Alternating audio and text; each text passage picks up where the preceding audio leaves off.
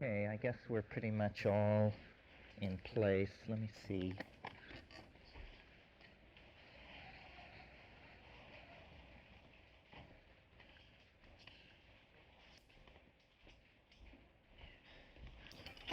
No, I want to go upstairs and get a different version of software. I'll be right back.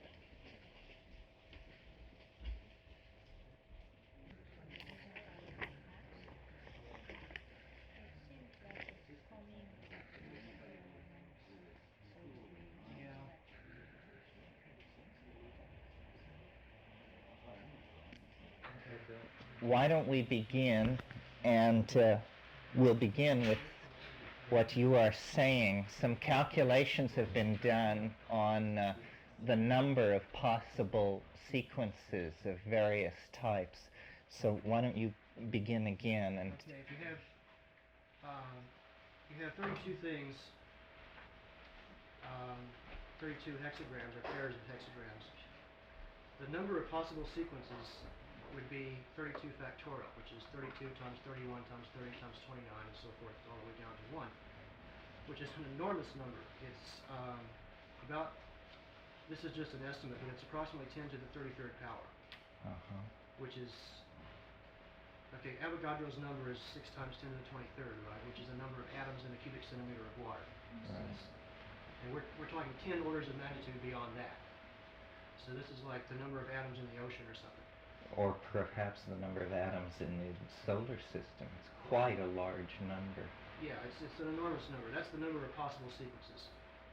And if you restrict it so that there cannot be any 5s in the first order difference, then you get a much smaller number, because instead of having, like, when you pick the first one, you have 32 to choose from. The second one, you have 31 to choose from because you've already used one. The next one, you have only 30 to choose from. That's why you have the factorial to begin with. But if you put the restriction on it, you have 32 for the first one, but for the second one, you only have 25 because 6 of them will generate a first order difference of 5. Okay. So you have, instead of 32 times 31 times 30 and like that, you have 32 times 25, and then 7 less times 18 times 11 times 4. And that's only, I mean, that's a rather small number. That's 633,000. That's less than a million. 633,000 will satisfy the no 5 condition. 633,600. You calculate that exactly. No 5. And I didn't have time to go into the other conditions, the 3-to-1 ratio and the congruent ends, but that's not going to really change a whole lot. You're still going from like this astronomical number down to a million or so. Or half a million. Are you capable of figuring out, going from this to look at the other rules to figure out how many fall into each category?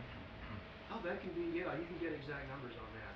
Well, I would be very interested, probably at the exact moment that you were doing this last night. I realized, it proves the week is working for me. I don't know if it's working for you, but I had a minor revelation, which was I realized that there is a rule which I have never actually, it's a further constraint on the set that I had never really cognized full on until after I got back from the baths last night.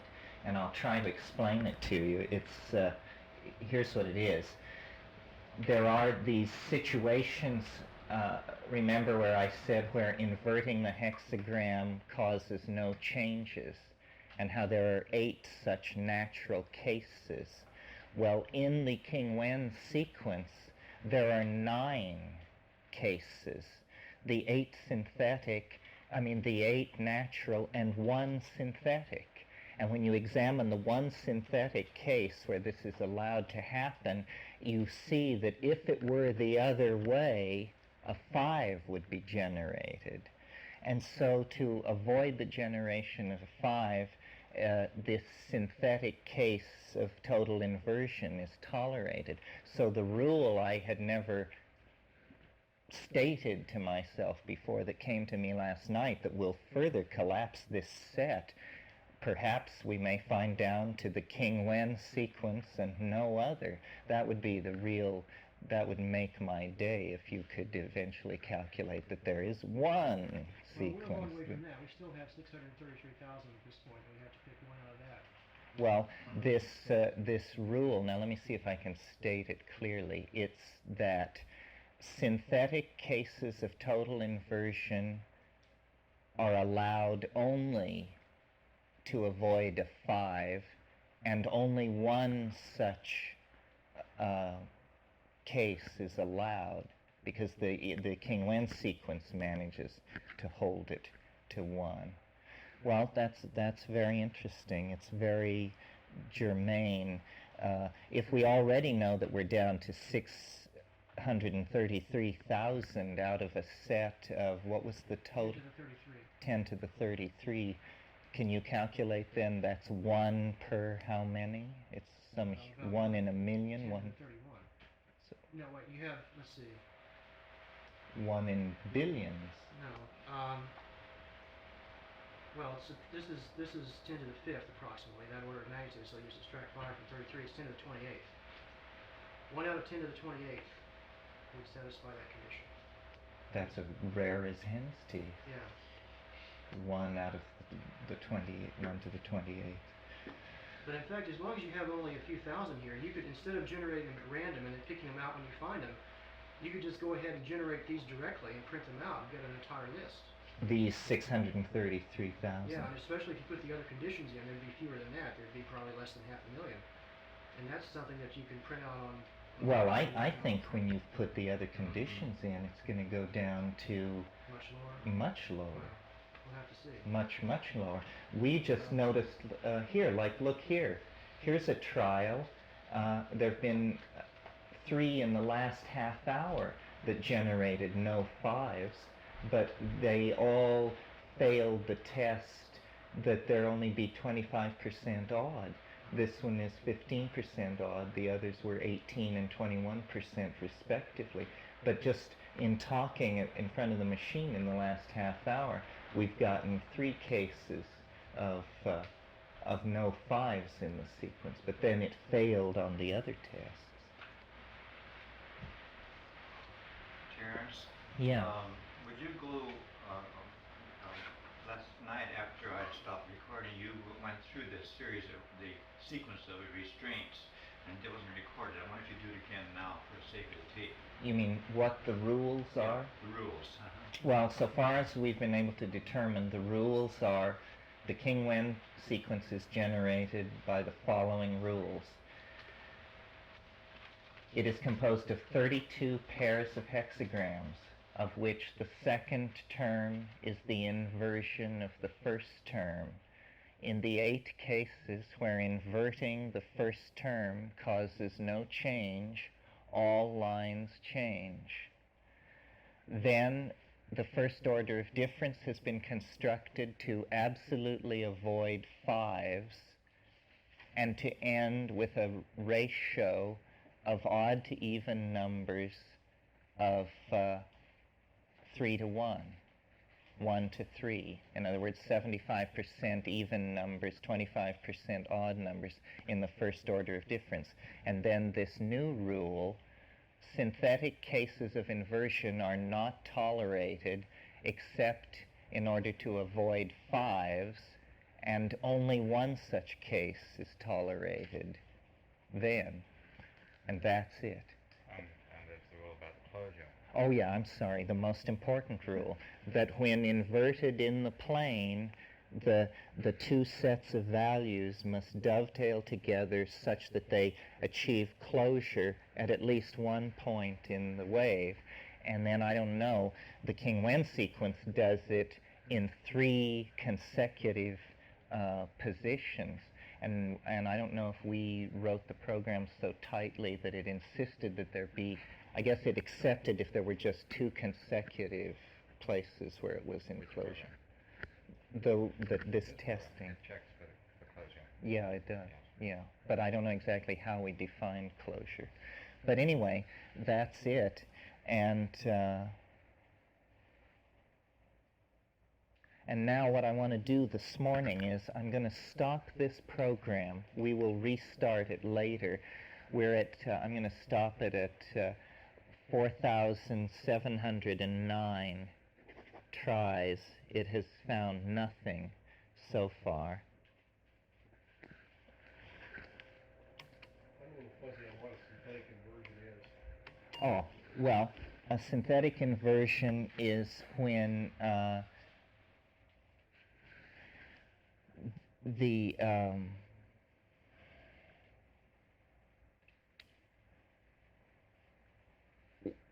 two hexagrams are backed up against each other where one is the invert of the other, but they're not in the pair. This would happen in the case where the previous rule had been applied about all lines changing if inversion didn't do anything. The place to look, it's discussed in the invisible landscape. I don't have it in front of me, but I think it involves hexagram 38 and 39. It's in there somewhere. And I'll come back to that. Okay, now let me see if I can run this other thing. This is Peter's masterpiece.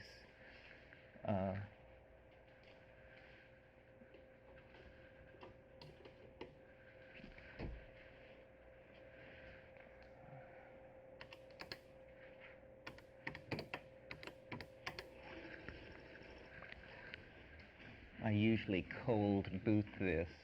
Oh, it looks like it's coming up. And what this is he has built a kind of telescope for looking into this fractal dimension.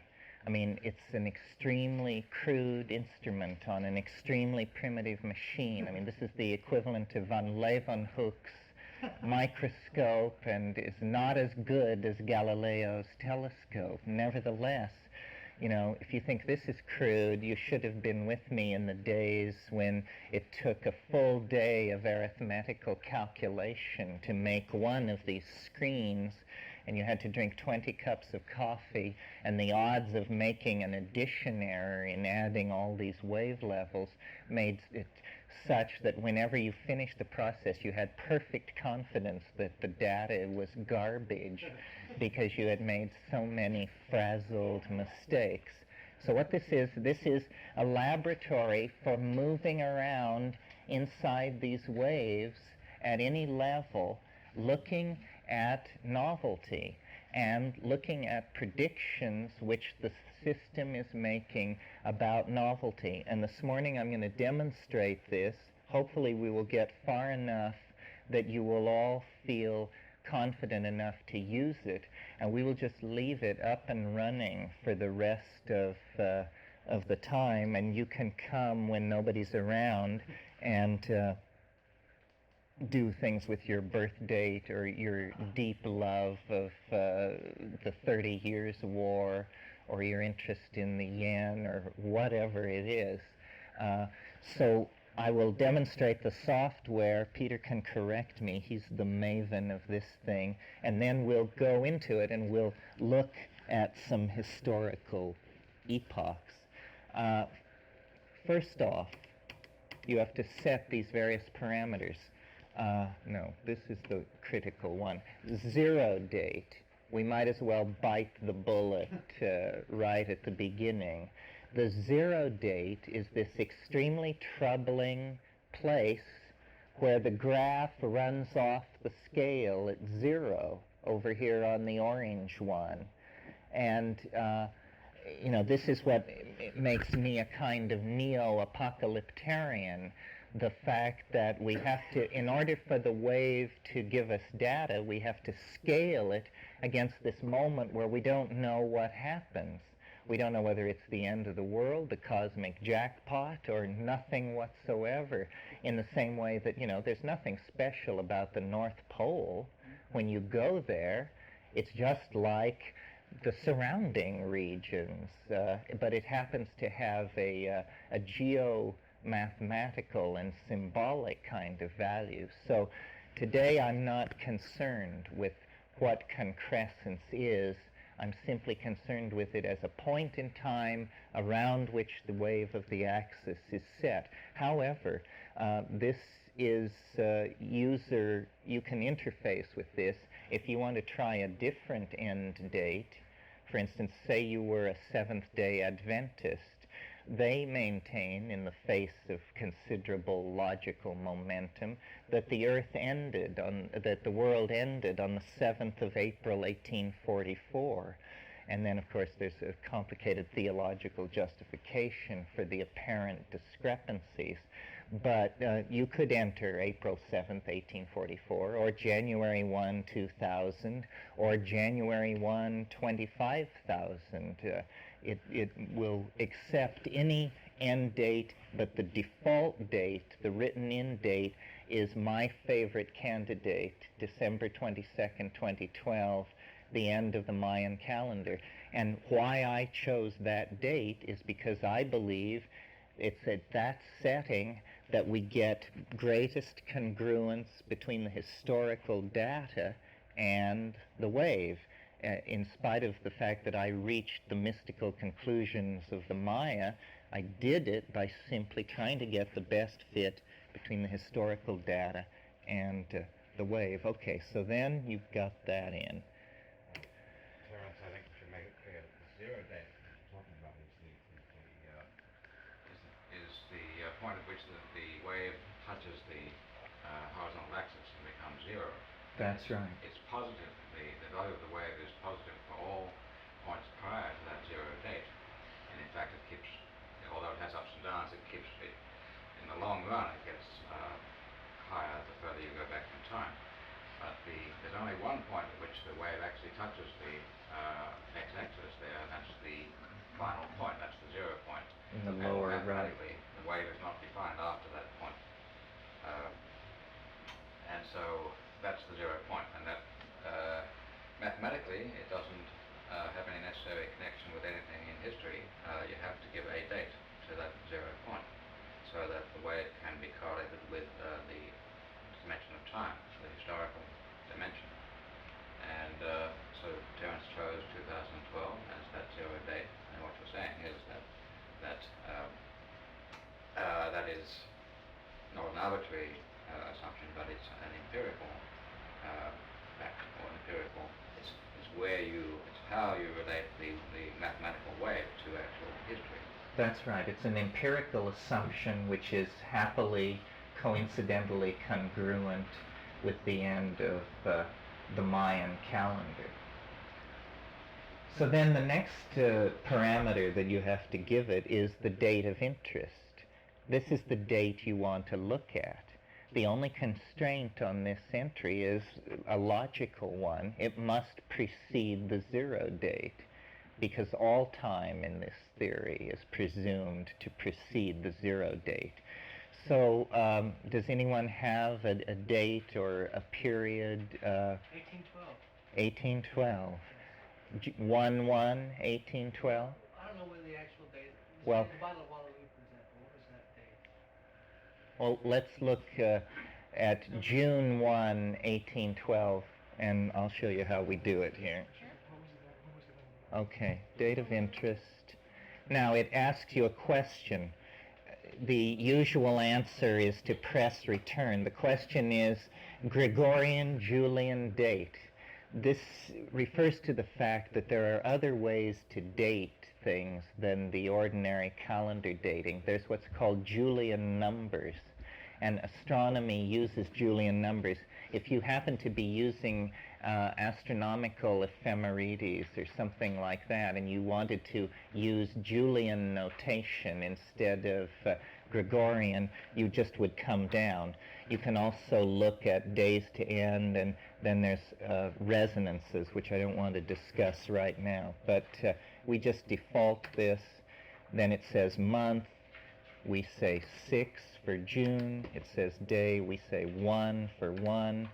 And we say 1812. And escape throws us back to the main menu. Now we have to go down to this next choice, next parameter, time span. Whoever used it last looked at 6,000 years last, but I think that,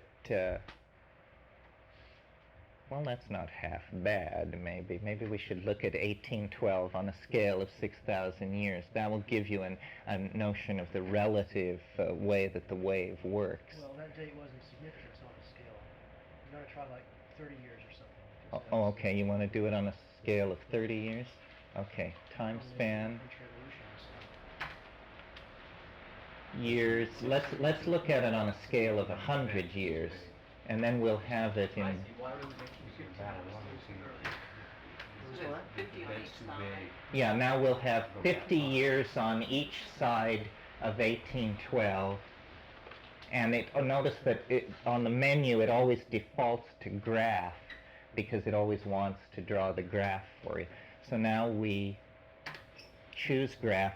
Now it does this excruciating calculation which occupies several hours of hair-pulling time if you don't have this program.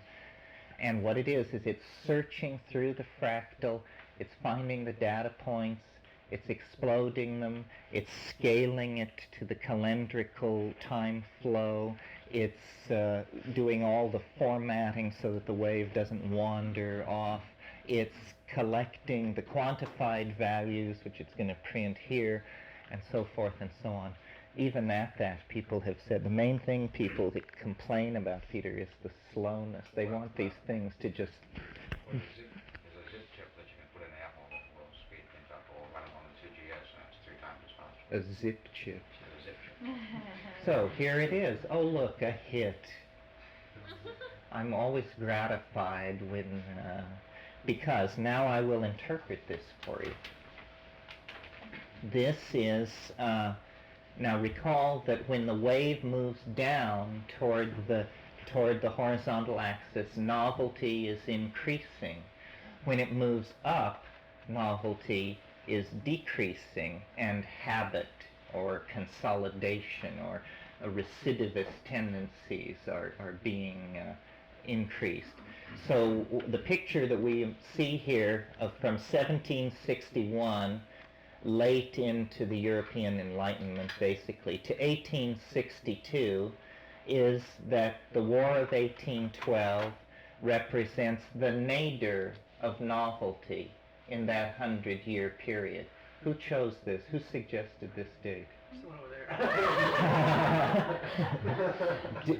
Sir, as an expert in the politics of the early 19th century, does this fit your intuition? It looks to me like what we've got here is a low point in the mid-1760s, about 1765, a turning point around 1775. 1776 was the War of Independence. Yes, the War of Independence and the establishment of the Union on this steep downslide here, with the French Revolution right in the bottom of this trough. And we can go in. We can go in, or we can pull out. We can go right down to days, or we can pull out to thousands of years to see the relative relations of these things. Then the War of 1812. We're on June of 1812. And then I suppose this is the Napoleonic Yeah, bounce. 1815 was the Battle of Waterloo. I was wrong. So 3 years later. So where's 1815 on there? Can you show me on there? Right? Well, 1815, there's 1816. It's basically right there. That was a big turning point right there because see, Europe was threatened by Napoleon, and this is when Russia and Britain and I guess Belgium and other countries, Germans too perhaps, all together joined to fight, and they defeated Napoleon in Waterloo. But the Battle of Moscow and the destruction That of was the earlier. Grand Army That of was- the East was in 1812. Yeah, okay. So, I thought it was 1813. Well, there was different. See, there's different sequences. You got well, stop here, twice. we don't need to have ambiguity here. That's what these wonderful things are. We now need to appoint a court scribe who will, at all times, be able to tell us that one is historical facts, this is who was alive when, and somebody can just take charge of these, and when we yell out Okay. 1814, Yes. All three at one time or other allied with Napoleon for the sake of expediency, but his insatiable ambition finally led to him to invade Russia in 1812. And his defeat there encouraged all three monarchs, this is Prussia, Austria, and Russia. They allied with Great Britain. So then we go on to 1815 was the big battle there. So your 1812 was the invasion of Russia and his defeat in Russia. Well, see, so I would call this a hit, although here's the puzzling part of it. What was going on in 1833? From 1833 to 1835, there was something equally novel going on, and in my knowledge of 19th century history, I can't think of a thing. The most significant year in the 18th century is 1848. Now, where is 1848? Okay, 1848 This revolution in Europe is right here, right before an extremely steep rise. Now, I would interpret this as a hit because I would say what's happening here is coming out of this deep trough of novelty. The revolution of 1848, which failed, is triggering a huge wave of repression and recidivism and imposition of habitual patterns. In other words, the pattern seems to be a progressive wave, a repressive counter wave, and then, but slowly by this one step forward, two step back method, we make our way deeper into history. Now let me pull back here. And when does this end? You mean what's here? Right. 1862, on the brink of the American Civil War goes on in this extremely negative high level here. Now we can pull back from this by the command E, and all these commands are self-explanatory. E doubles the size of what you're seeing. C contracts by 50%. Next shingles over to the next period. Previous backs up one screen, and by this means you can move around. And then there are more exotic ones. Resonances are being tracked on another level. Is this written down up there for us to look at, this EC next to the previous? Is that written down on a card or something? It's on the screen when it happens, when it's hot. It's And what are on. you recalculating here? Which one did you do? We're going to see 200 years now with the same date in the center. 200 years of what? With the same date, 1812, in the center. Now here is the interpretation. The European Enlightenment is beginning right up here. And what you're getting down through here is Voltaire, John Locke, the whole creation of modern science, basically, is happening here. Then these revolutions, the American, the French, the War of 1812, the Civil War, the post-Civil War global emergence in the machine economy. Down here, almost precisely at 1900, where the automobile and the airplane and so forth is going on. But now what I'd like to do is show you, let's look, with return, we go back to the top screen. How long has this program been around now? Well, we've been working on it in various forms. It's been running on computers in various forms since 1975. Wow. But it first ran on a CDC 6400, and it didn't even produce graphs. It produced telephone directories of numbers, which you then would look up and draw. We thought this was a great improvement. We'd have these telephone directory size things, look them up, and then draw these graphs.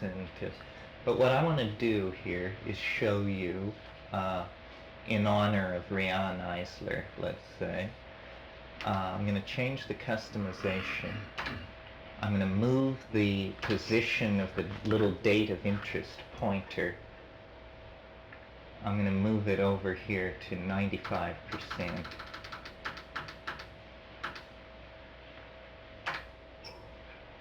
And then I'm going to stretch the thing here.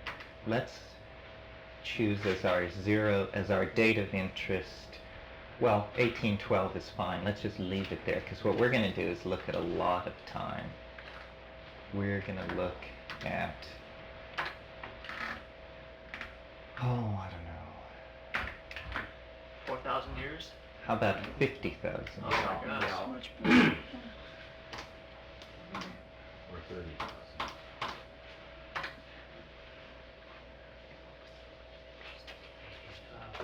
Graph.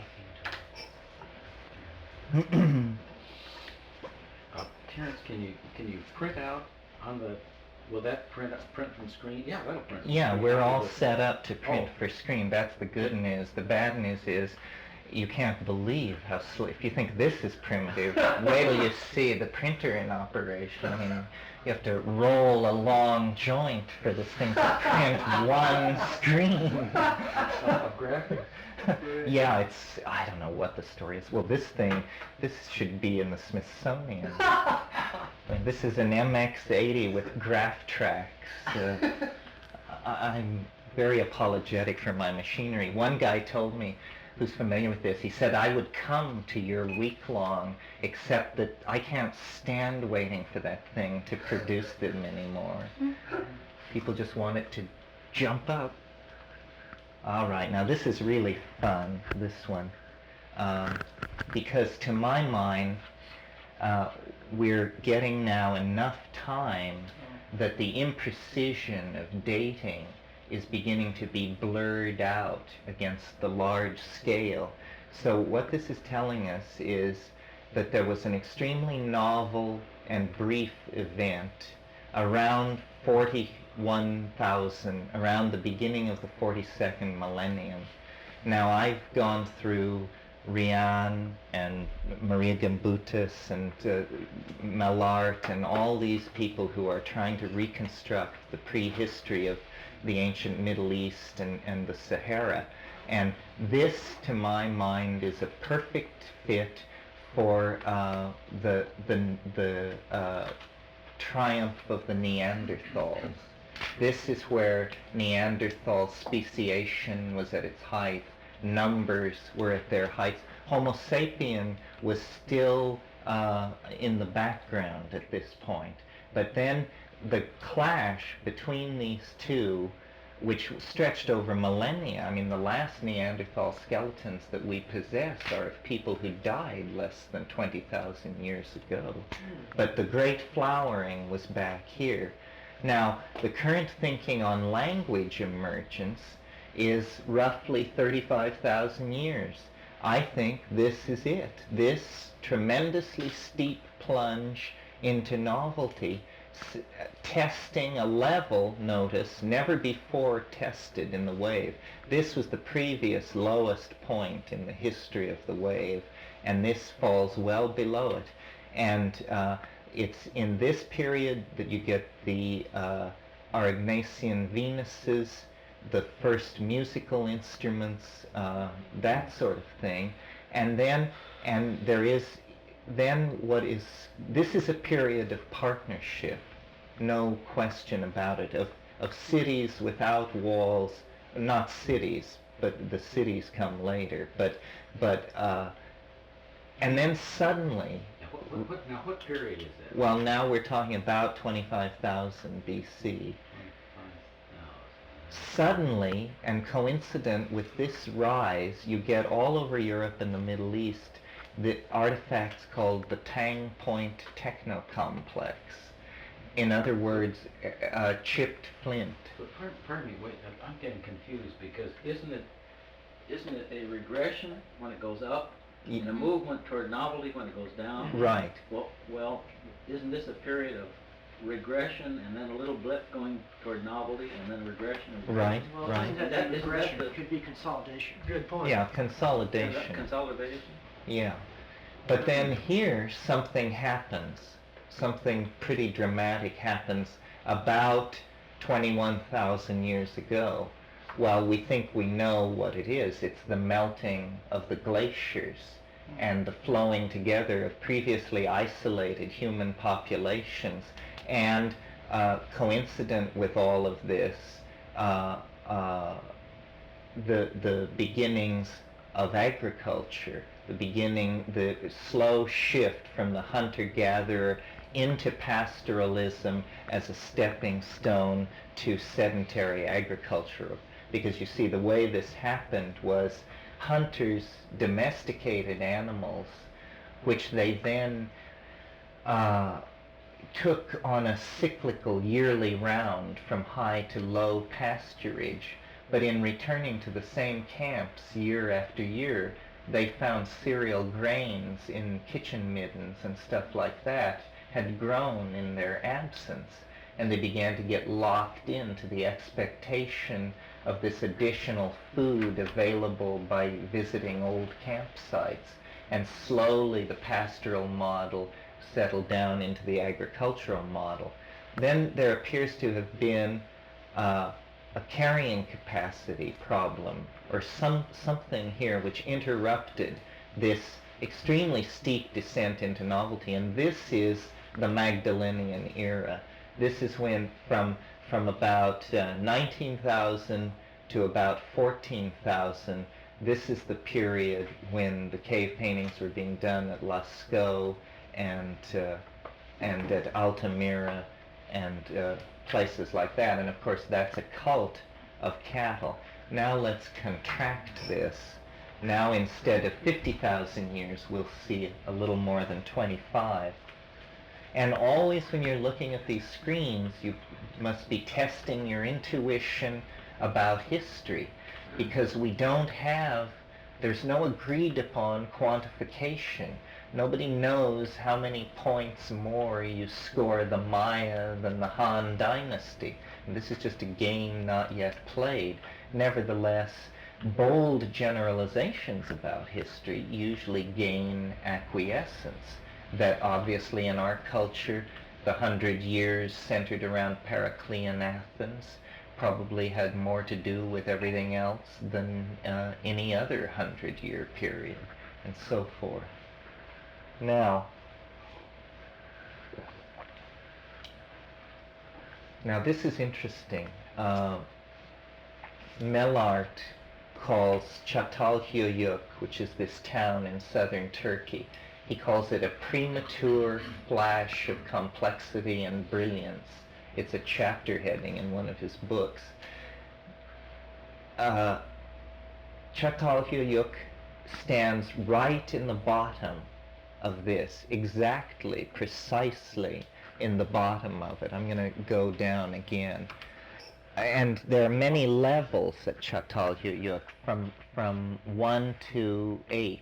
But level 4 is where the highest civilization is evinced, and this is where these bull shrines, Killam-like mosaic paintings, evidence of syncretic religion being practiced on a fairly massive scale on the Anatolian plains of Turkey circa 7,500 BC.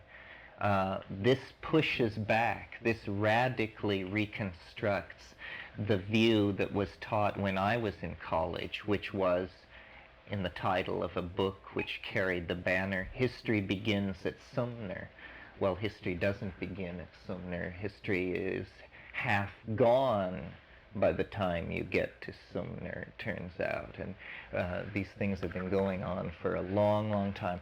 Okay, now, here is this turning point and this is where agriculture really becomes intensive, and whole new patterns of human possibility emerge, ending with Çatalhöyük as a civilization that will not be surpassed until we get over here at the late,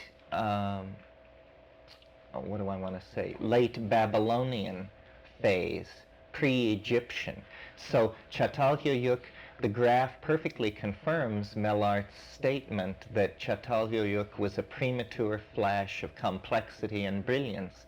And then there was a problem, not clear what it is, carrying capacity, invading peoples, who knows. And then this descent into novelty here, which goes Sumner, Ur, Chaldea, Babylon, Egypt. They are like pearls strung along this descending axis, and when we contract again,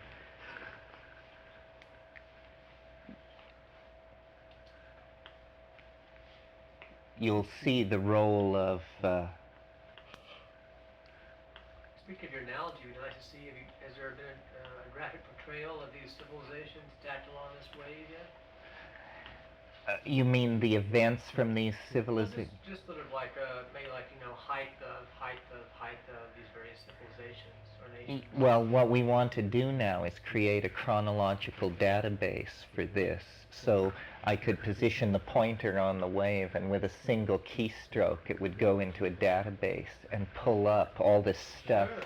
that we now have to look up in these magazines or in these books. This is what would make it a powerful and convincing thing. Now, do you begin to recognize our old friend history's fractal mountain? There it is on the orange sheet, and here is it plus a little more on the screen. And what we're seeing now, the pyramids, the Pyramid of Giza was built in 2790. As a proof of how mad I am, when I actually focus in on 2790, the negative energy necessary to whip 10,000 people into building this thing is visible as a slight upward blip, so that on the pyramid spot there is a pyramid.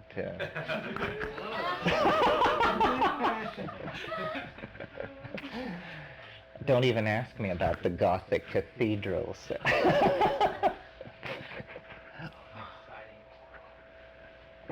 Okay, so now we're moving out of the dim realm of prehistory and the area where 500 years one way or the other doesn't really matter, and we're getting into more precise stuff. And this is the picture of human history that this theory presents to us. The Egyptian pyramid building, pre-dynastic great kingdom phase ends here. Now, I don't know how many of you know that much about Egyptian history, but what happens is the pyramid at Giza, which marks the culmination of the pyramid building phase, is finished around 2790, and then everything falls apart very rapidly within 150 years, and there's a 250-year stretch there where there is no archaeological record. Nothing appears to have been built, moved, changed. And then there's a slow reconstruction of these early dynasties that are always looking back to the great ancient accomplishments. As early as 2300 BC, there are Egyptian texts lamenting the loss of the great old days. And the great old days were down in here. It was, this level of novelty was not surpassed until around, I don't know, looks like 250 AD. And if you think about the world of ancient Egypt, with the wheeled chariot, the mathematical tools, so forth and so on, it's quite reasonable to say that the Egyptian accomplishments were not surpassed until around 250 AD. Then you get Diophantine mathematics, which anticipates the calculus, the hydraulics of Archimedes, a number of advances over so-called truly ancient science. But really, from 2700 to about AD 300, there is a recidivist movement and a recovery from it. Now, let's have this. Wait, before you jump.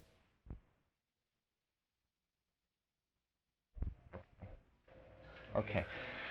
That from roughly 2790 BC until roughly 250 AD, history was characterized by a steep consolidation, and then around 1000 BC, a kind of turning point. And I want to talk about this turning point. It's at the top of the graph. Let's see if it stays in place here when we contract, otherwise I'll rescale. The turning point, and again, this is one of the reasons why Rian is so dear to me, because what I love is independent researchers who reach conclusions about critical times that are backed up by this, but they had no cognizance of this. And Rian puts her finger precisely on the transition from Minoan Crete, the fall of Minoan Crete, to Mycenaean piracy in the 10th millennium in the 10th century before Christ, is where it all went wrong. I had a professor in college who said, really expressing the same thought, when the Greeks pulled their boats up on the beaches and stopped fishing and started talking philosophy, we were in deep, deep trouble. And so what happened was, over a long period of time, the goddess culture was shrinking and retracting and being syncretically mingled with warrior cults of Mithra and Dionysian cults, which was a kind of androgynous transition out of the goddess thing. I mean, Dionysius is very clearly an androgynous but ecstatic crypto-shamanic figure. So here it is. It's the Homeric era. Recall that the Greeks of Plato's time were, like the Egyptians of the early dynasties, looking back several hundred years with a nostalgia for a great age. Now, right here, which can be seen a little more clearly on the orange one, it's over the top, that first stab deep over the top is classical Greece, the Greece of Socrates and Sophocles and Aeschylus and so forth. But they were always looking back at the Homeric period. This right here is the myth-building period. This is where the corner was turned. And what was the corner? It was this outbreak of male ego, this breaking of the bonds to the vegetable mind of the planet that had been maintained through the ecstatic shamanic religions that stretched back into the early organization of human consciousness, and the substituting of that with the glorification of logic, the glorification of the solar calendar, the glorification of analytical thought.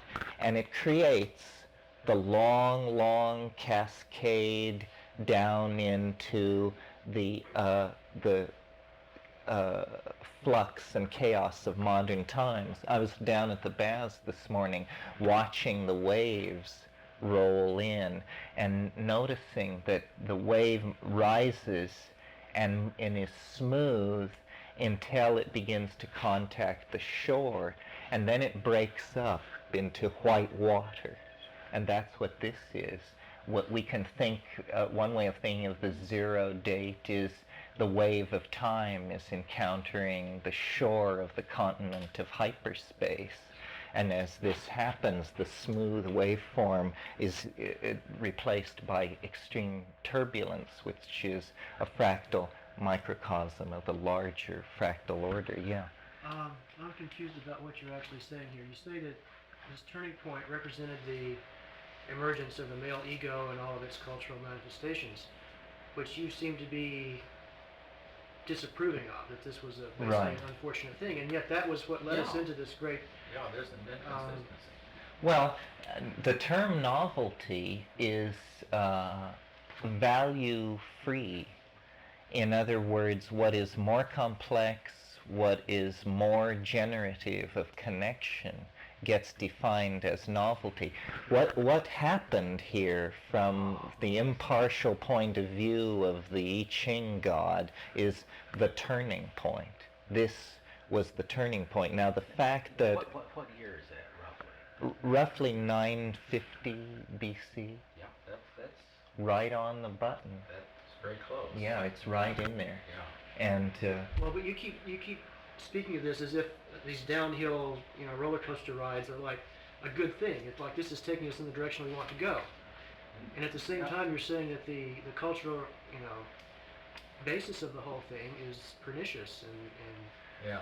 Well, I think that, yes, history doesn't make sense, meaning by that, it doesn't redeem itself unless these, what you call pernicious explorations, are somehow woven into the fabric of meaning in the denouement.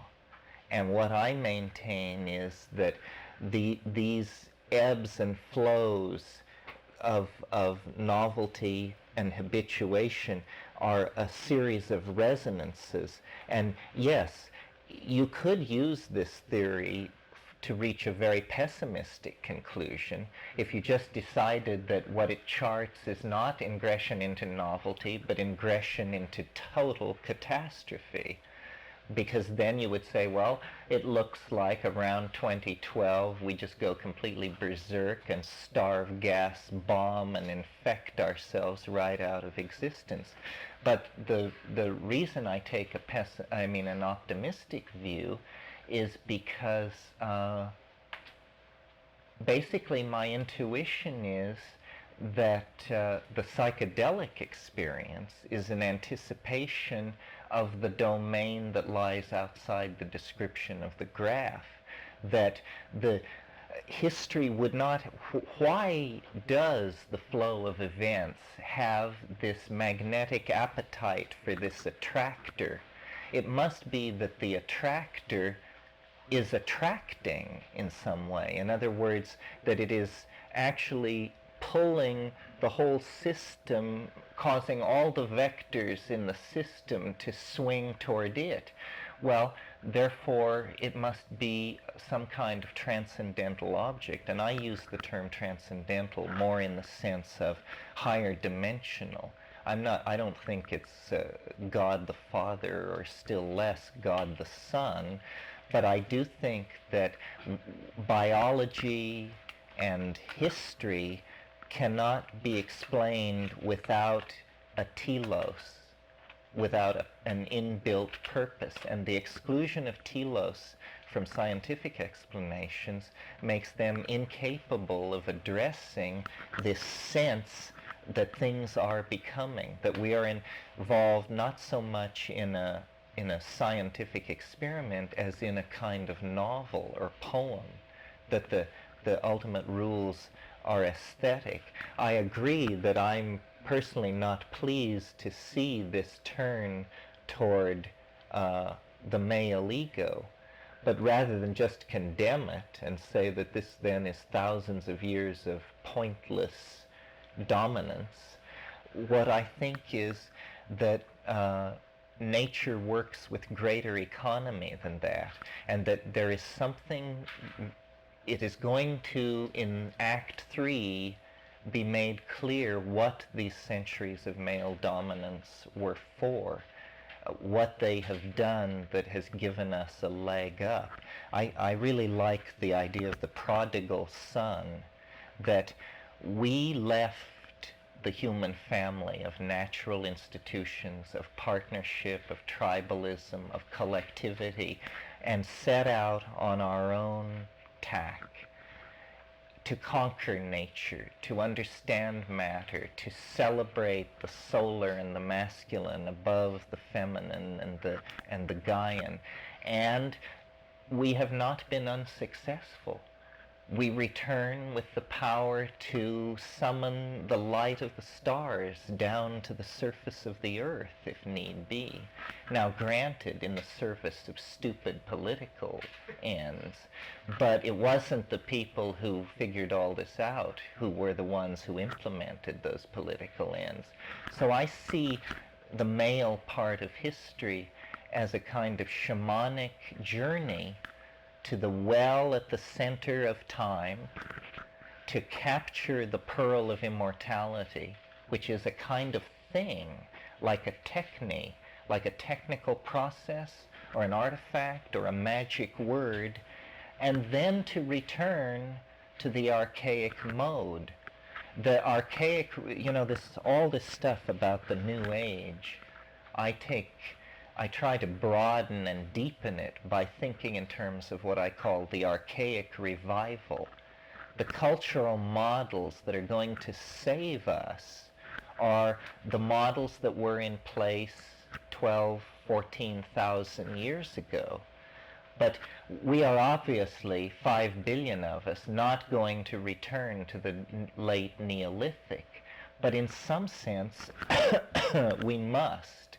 And the sense in which we must is by recapturing this image of wholeness that was lost, this image of the Tao, the caring, vegetative, planetary mind that surrounds us. And things like what Rianne is doing, models like this, which is very high-tech and formal and mathematical, nevertheless, they argue for a return to the psychology and the categories of the archaic. Can I comment and ask a question? Because I'm having the same difficulty you are, and I think at least the resolution in my own mind is if you categorize this as the wave of novelty and hold values to one side.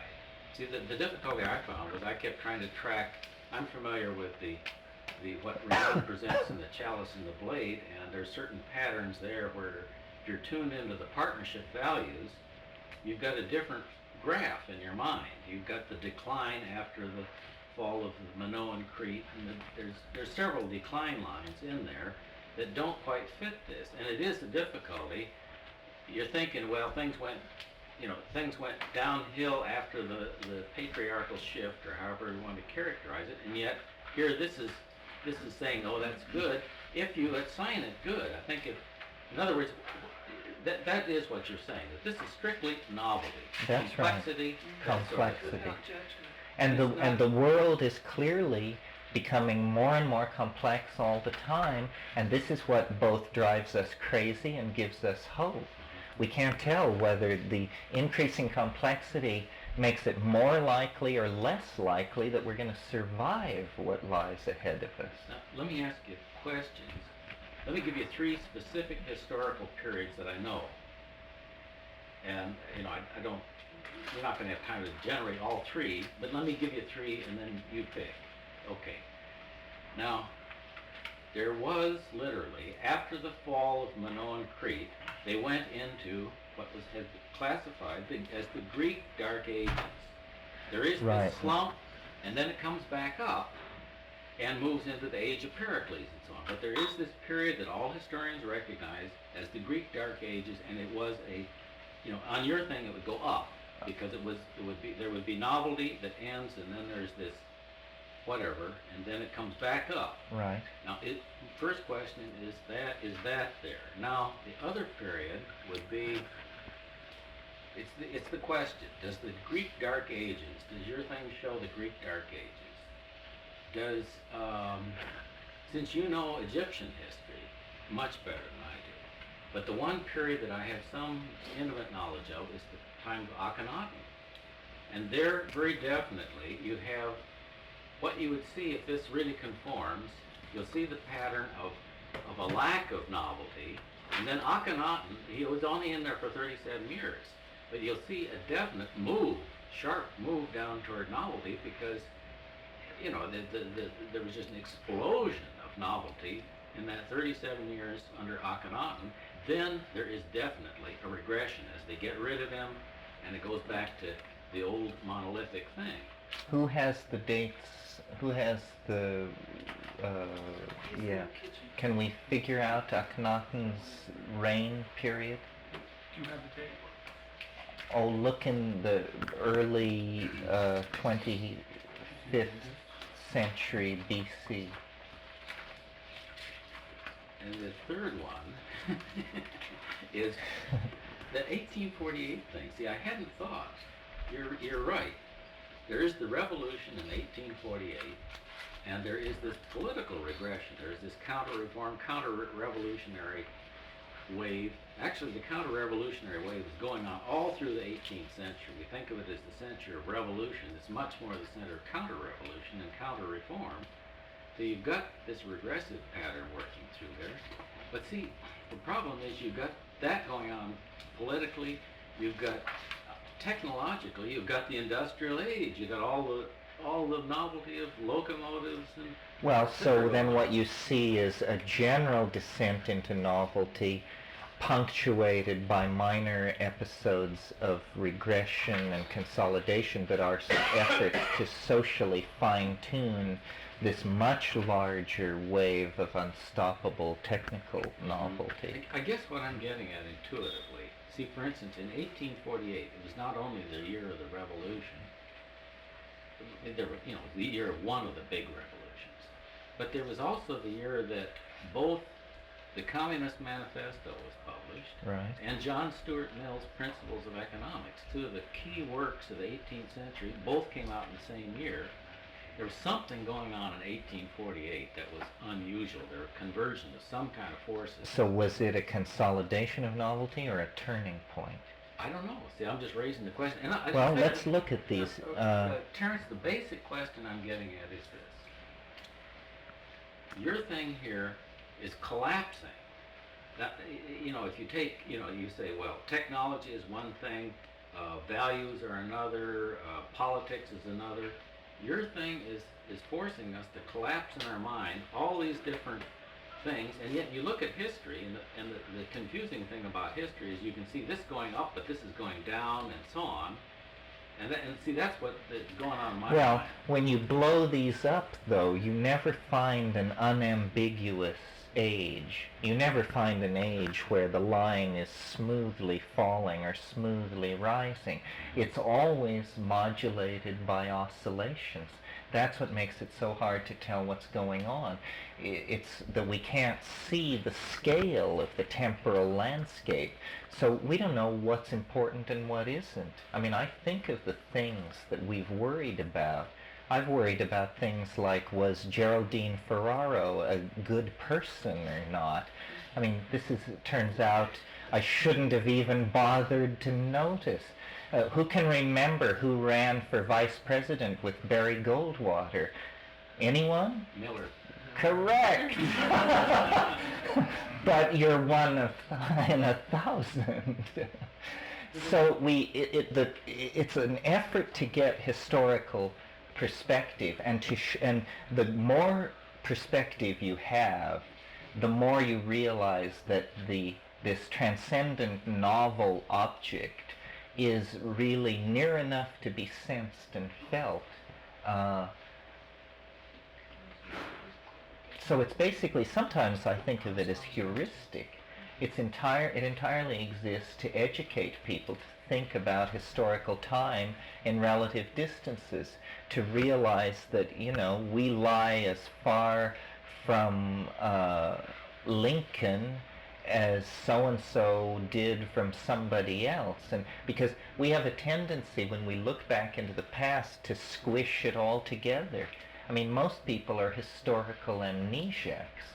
You ask them, distinguish between the 14th and the 10th century. Describe the inventions and accomplishments of the 10th century and contrast them with those of the later 13th. And people are just appalled that you would even suggest that they should know such a thing. But this is like saying to a person, distinguish who you were in 1950 from who you were in 1964. I mean, it's part of knowing the score, to know the difference between the 10th and the 13th century. It's not only the 10th century, a lot of college students today don't know when World War II was fought. That's right. Vietnam. That's right. Vietnam. And historical ignorance is a kind of psychosis, I think. This would reverse all that. I mean, this would place history center stage as the metaphor around which all the sciences and social sciences would be constellated, a fractal model of time and the world, which sees the individual as a microcosm of the historical process, which sees the historical process as a microcosm of the biological processes going on, which sees everyone as a functioning holon, in a hierarchical system that stretches below them and above them, Nested system. nested system. Do we have Akhenaten's date? It's not in there. Let me have a crack at it. It's on one page. That's disturbing. Where's the Times Atlas of World History? Let's see.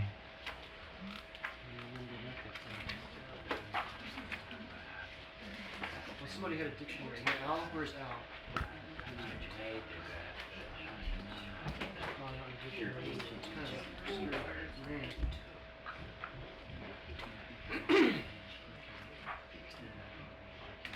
We'll take a brief break here while we...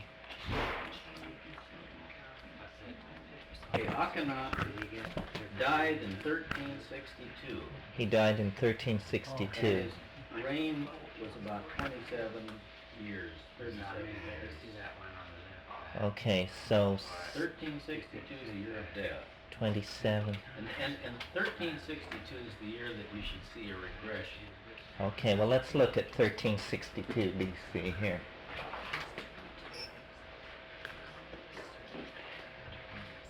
So his reign started in 1399.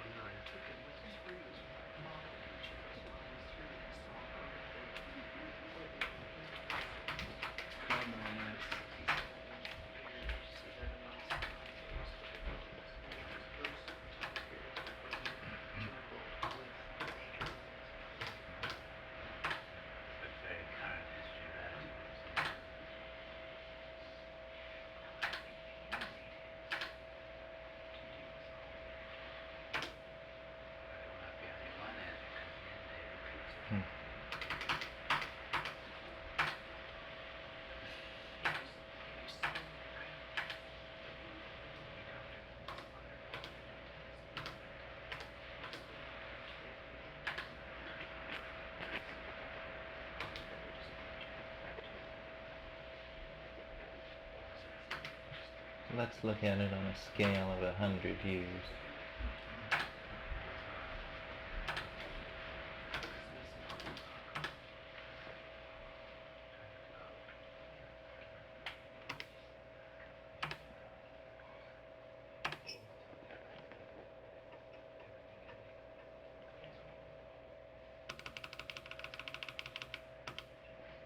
There's another way of interpreting it.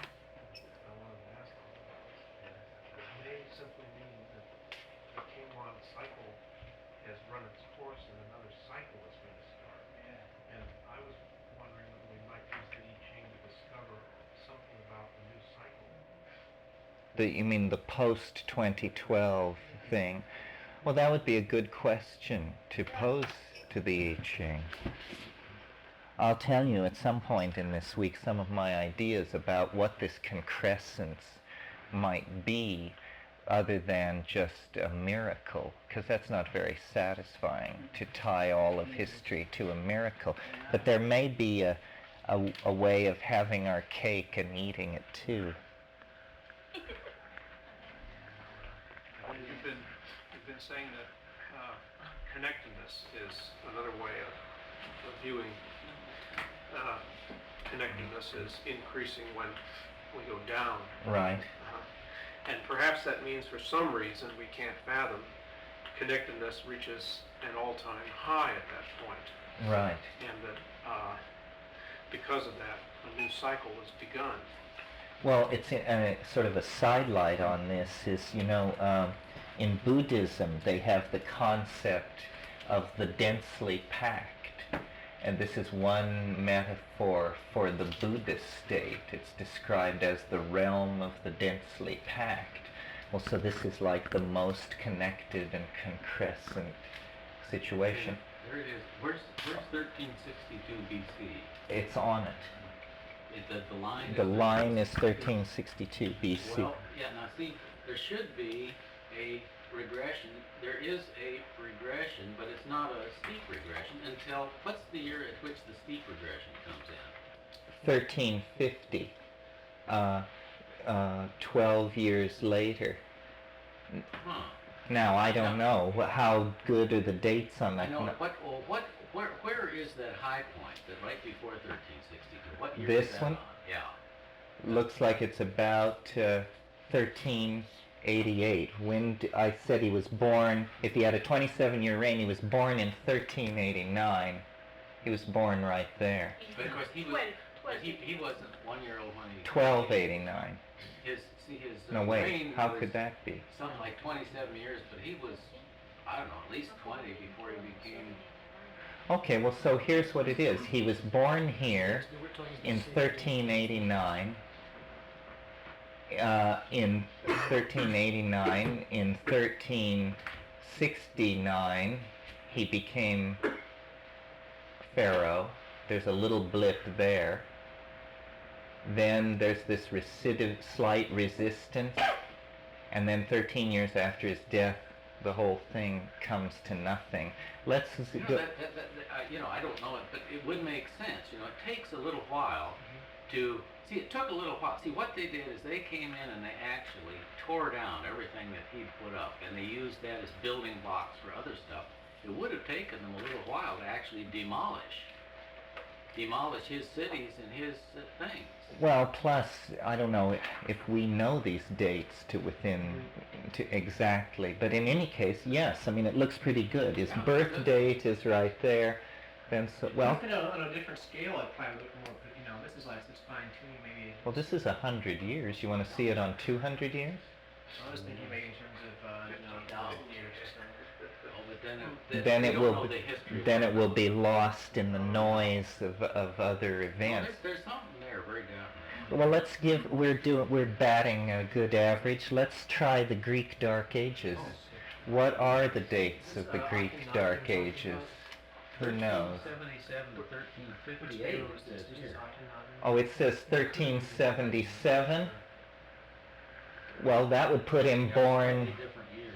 That would put him born exactly at the most novel point. And when did he die? Well, this one says 1358 for his... Yeah, and 1377 for his birth. Okay, well, look what that is. That has him born exactly in the bottom of the trough, his birth being the most novel point, and it puts his death 10 years closer to this steep anti-progressive rise. One with all different colors. So that's a better fit. Yeah, the red. So I would rest happy with this, that this looked like a pretty good hit. Now, when were the Greek Dark Ages? Greek Dark Ages would have been Green roughly lines from the fall are of paired hexagrams. Minoan I don't know what Crete power lines are. to the rise of Periclean Greece. Oh, that's a long time. That's 500 years. It lasted several hundred years. It didn't So, last all that 500 so shall we center it on 750, January 1st, 750 BC, and look at 500 years? I don't know the dates that well. I think that's what we should do. Let's try. Okay. The whole thing is a set of sunspot cycles. So the whole thing is a 66 years. Greek Dark Age. Yeah, I remember. Okay. It's 2 volumes, and it goes from Stone Age to French Revolution, and then French Revolution to post-war.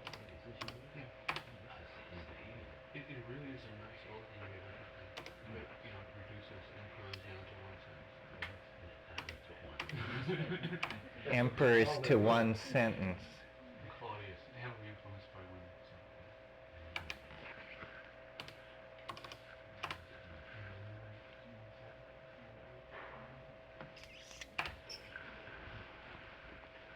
And what was the other one? The Greek Dark Ages? Oh, and then 1841. What we can do with this, one of the things you can do with this on your spare time is take your birth date and add to it 67 years, 104.25 days. Then enter that as your end point. The date, 67 years, 104.25 days after your birth date, and print out your life and look at it and see if it fits your intuition. You know, here I was involved in that hit and run accident. Here I received a Ford Foundation grant. Here I realized I was gay. Here and so forth and so on kind of thing. And see if you get a graph that fulfills your intuition about your own life. Because my thinking, oh, this is a weird one. Oh, I see. This is the top. This is the top of the mountain, just stretched out. So here's what we see. The turning point was not in 950, as well, it sort of was, but this is where the Mycenaean pirates get the upper hand over Minoan Crete and begin to establish this new kind of civilization. So this is the Greek Dark Ages, and what it's characterized by is a certain degree of flatness. You see, the graph only moves from 7.6 down to 4.7. There are hardly more than 2 full integers in here. Now, what this thing is down here, 515 BC, can somebody, here. Whose birth? Lao Tzu, let me see. In 515, what was going on? There should be a steep something or other. Who was alive? Justinian. No, wait a minute here. A lot of people we've never heard of. Persia had just died at that point. Is 515 Cyrus around? II was... How about Pericles? Darius was alive at that time. I don't... Oh, I see. I've got the wrong thing. Pardon me. I couldn't understand what all these Byzantine emperors were doing. I was floored, frankly. I was having severe paradigm shock. Oh, thank you. Lighter, darker. It doesn't matter. Thank you. Okay, so 515. All right. Oh, yeah, you're right. This is a hit. This descent into novelty is one of the most astonishing places on the graph. How's this crowd all alive at one time? Thales, Anaximander, Lao Tzu, Cyrus the Great, Buddha, Mahavira, the prophet of the Jain religion, Confucius, Heraclitus, and then I'm leaving out the lesser lights. What a dinner party these people could have had. The great thing about, now let's see, Buddha was 38. We're not sure about Mahavira. Confucius was 26. They could have gone drinking and taken Heraclitus along. He was only 15 at the time. And if they'd run into Lao Tzu, he would have been he was 54. So all these people were together right in this steep descent into novelty here. Does it go below the 0 line there? No, because see, it scales, it only is at 4.7. Oh. The 0 line is way, way down here. So this bigger chart over here, can you see there's 2? Yeah, you want me to show you the same place? It's here on the big chart. In here?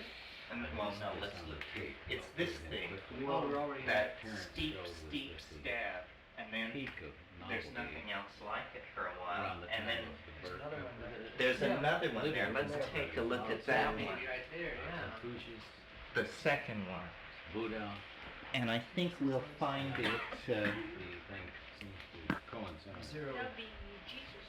AD. BC. It is at.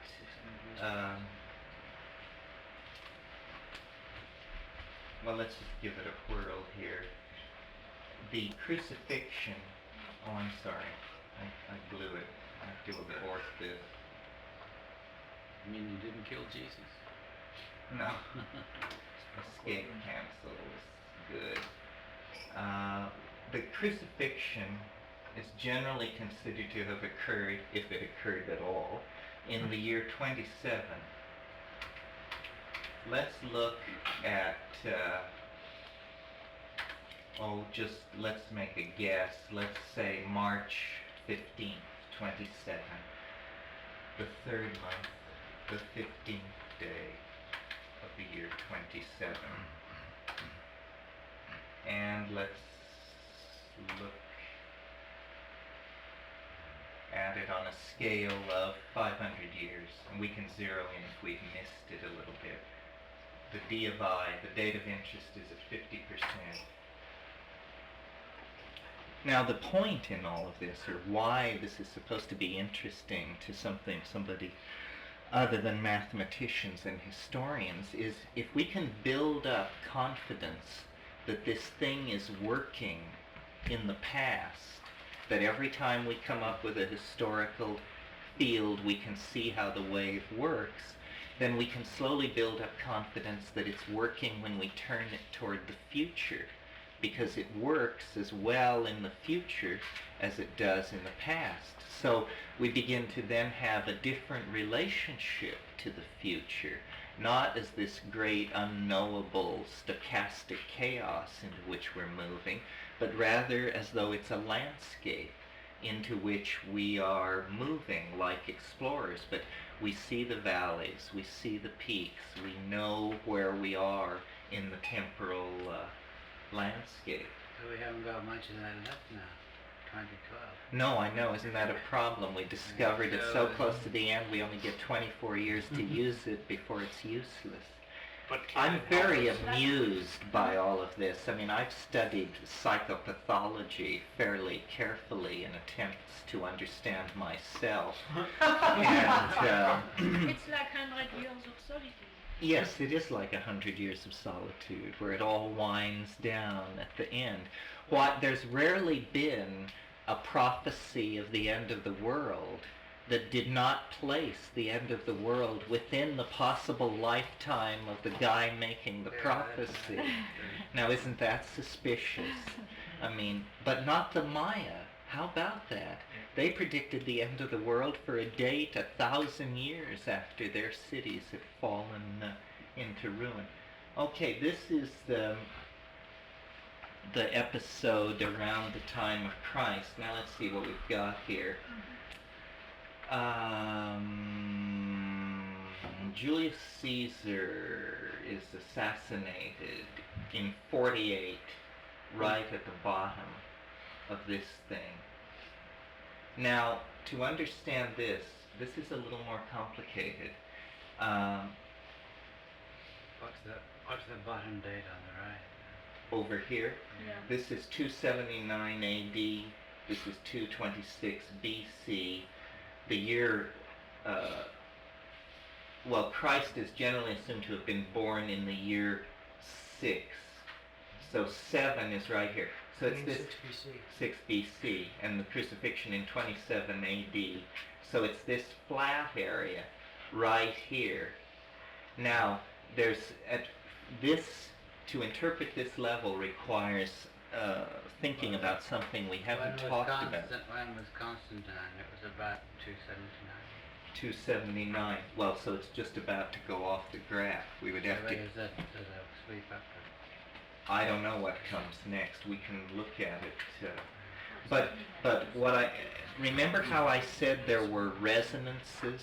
And this is something that I haven't talked about much this morning, but it will be more important as we go forward with this.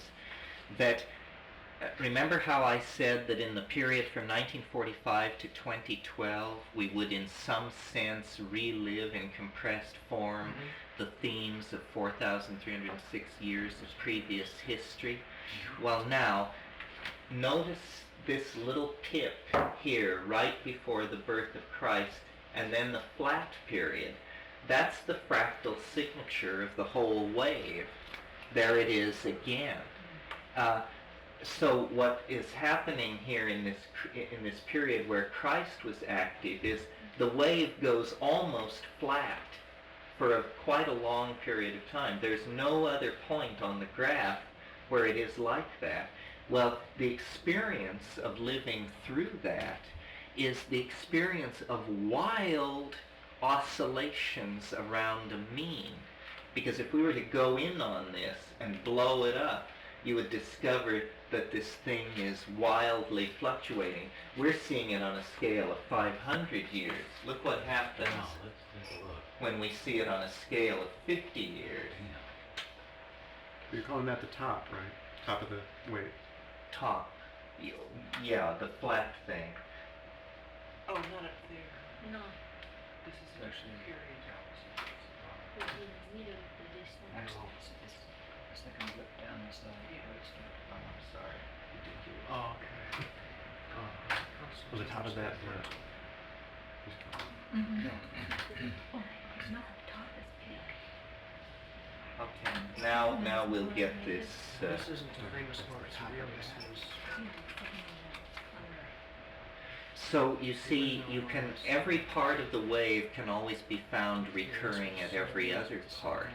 And the filtering down of these influences, this is an idea that previously had only really been developed in literature. For instance, in James Joyce's Ulysses, the way he constructed Ulysses is he has this guy, this ordinary guy, Jewish, living in Dublin. It's 1905.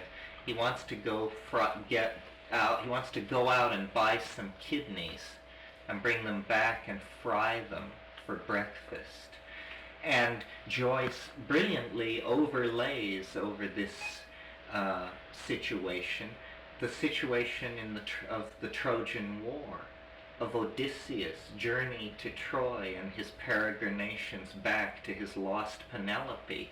And he sees that certain bars in Dublin, certain greengrocers, certain newspaper stands are actually disguised resonances with the island of the Cyclops and Circe and all, yes, Penelope, all the episodes of the Iliad. This is called allegory. But when you do it on many levels, it gives a richness. And I would like to maintain that, God, can this be right? Hold it just a second. Well, that's the damnedest thing I've ever seen. Can we go further or something, further in the future, or is that far? What's the date of the peak? That's the creation of Christ. Okay, this is the 50 years surrounding Christ, and you see what I mean when I said it's wild oscillation around a mean, and so Christ is born in 6, right here, and then goes through all of this, and then it's just a wild life, and then it's followed by a wild set of oscillations. Wherever the wave goes flat and you magnify it, you find that this is the kind of period we are living through. This is specifically the kind of period that we are living through. Where would 37 be? 37 to 41.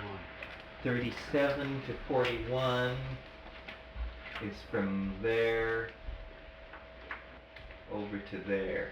That's the reign of Caligula, Caligula. followed by Claudius. And as you see, these are wildly chaotic reigns.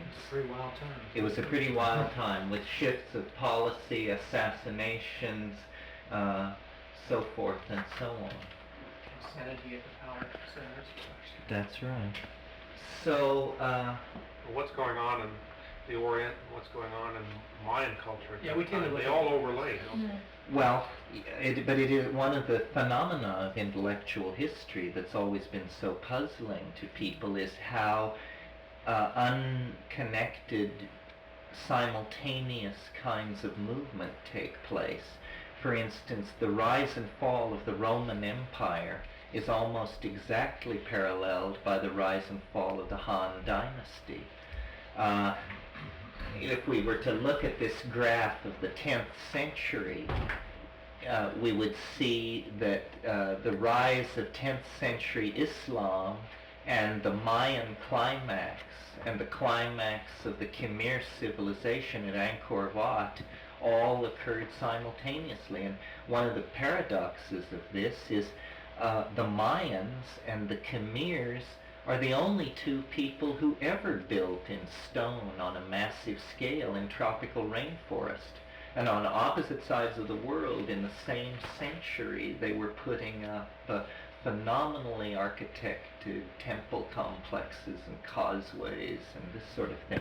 Let's move forward here and look at the last 1,000 or so years.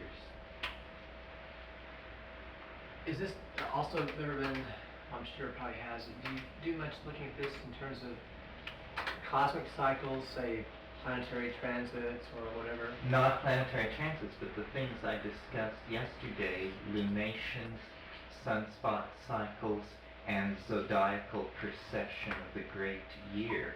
Other people have looked at this and found remarkable correlations with high novelty points on the graph fitting to various kinds of conjunctions and things. But I am not, I don't know enough about astrology to do that. Sure. But that would be a fertile period. I mean, a fertile thing Area, to do, sure. except that then you have one dubious theory Yes. supporting another dubious theory. But on the other hand, there have been people in paleontology who graphed out the rise of species and their decline, and This could be peaked them out over a course of millions of years, and said that there were certain regular times that there were rises in species and their quenching, and possibly linking them with comet impact and things like that. That's So right. on Well, all this we kind have of to scale do is would be- persuade Peter to write more levels in it. At present, I think it can't handle a span of time more than 135,000 Yeah, I think it goes back to about 100,000 BC, and this has to do with the accuracy of the floating point arithmetic that's possible on the apple. When I get around to doing another version,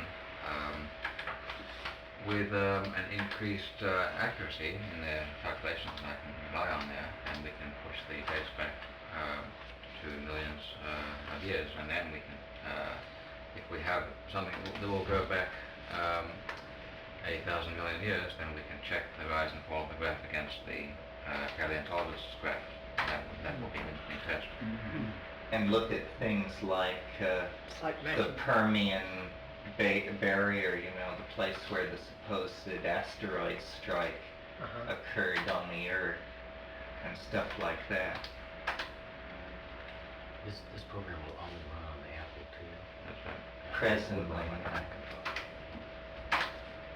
So I've got an IBM Macintosh. We're furiously trying to bring Macintosh versions to market, but it's not an easy task.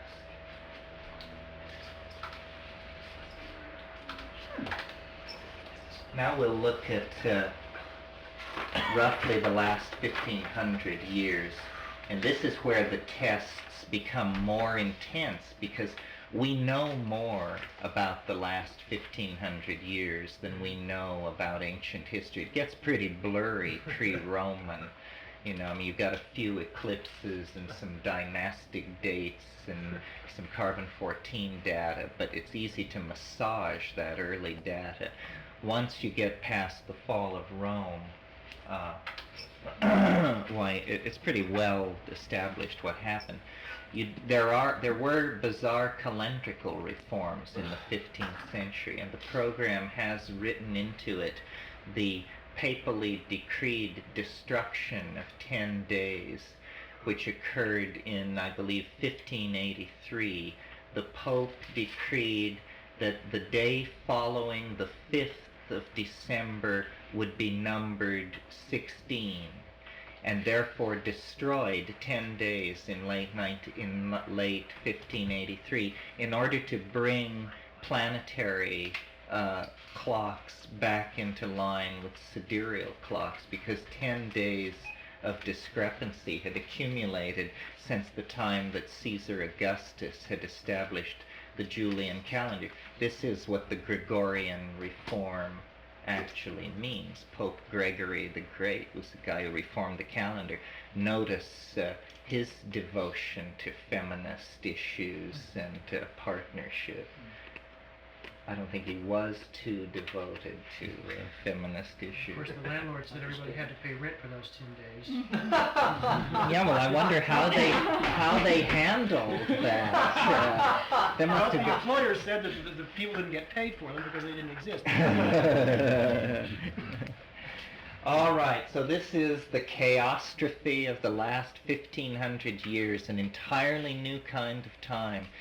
Following the fall of Rome, we entered into a series of oscillations that were basically repetitive until 1800, 1812, post-Napoleon. And it really was. I mean, scientific progress was not rapid. Newton, that was a great flash, but before Newton. So, what it is, it just shows a picture. Here's the 0 point. There's all this oscillation, but not much progress toward it, ultimately, until the early 19th century. And then there is rapid descent into it. Now, what these things are here, and this is where the predictions come in, and I'll point out the troughs, and later we might spend more time on this particular screen with our data catalogs. But my interpretation of it is basically, this is this Mayan, Byzantine, Islamic flowering, right, here. And then, of course, the fall of the Maya spectacularly and immediately, and all of this was brief. Then over here, you get the classic Middle Ages, around 1140. If somebody's got the catalogs, they might look up around 1135, I would say. Looks to me it's probably Crusade time, something like Well, that was the time of Moses Maimonides, the Jewish philosopher, King Henry I of England.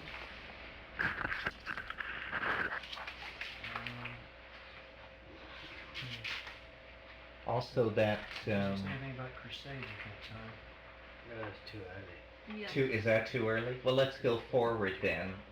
There's clearly a consolidation, quite a recidivist buildup, and then a very steep descent here. Looks to me like it's about 1355. I'm going to have the graph, and we'll take a look.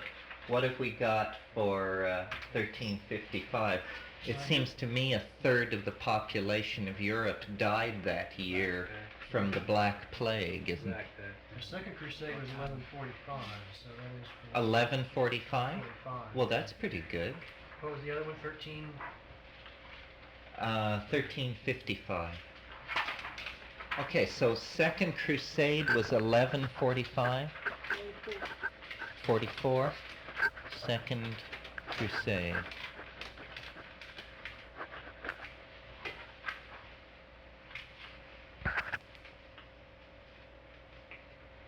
And the Black Death reappears in England in 1361. Reappears. Reappears, yeah. But what was its first? Let's see.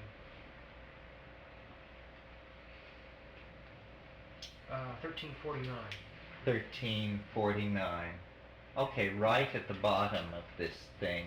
47 to 49. So this is the Black Death, and probably no event in European history up to that time had been so devastating. I mean, this is the equivalent of a thermonuclear exchange. Imagine 1/3 of the population died in a period of 14 months. I mean, it entered at the Adriatic and swept north, and there was no defense. And it created a certain amount of Malthusian breathing space for the next subsequent 10 generations or so. So I take that as a hit. Okay, then the next one, there's this huge turning point right here at the top. What is this date? It's 1445. It's the invention of printing. Discovery of America. By the time you get down here, it's the discovery of America. America is discovered right at the bottom as the culmination of this enormous cascade into novelty. This is the entire Renaissance happening.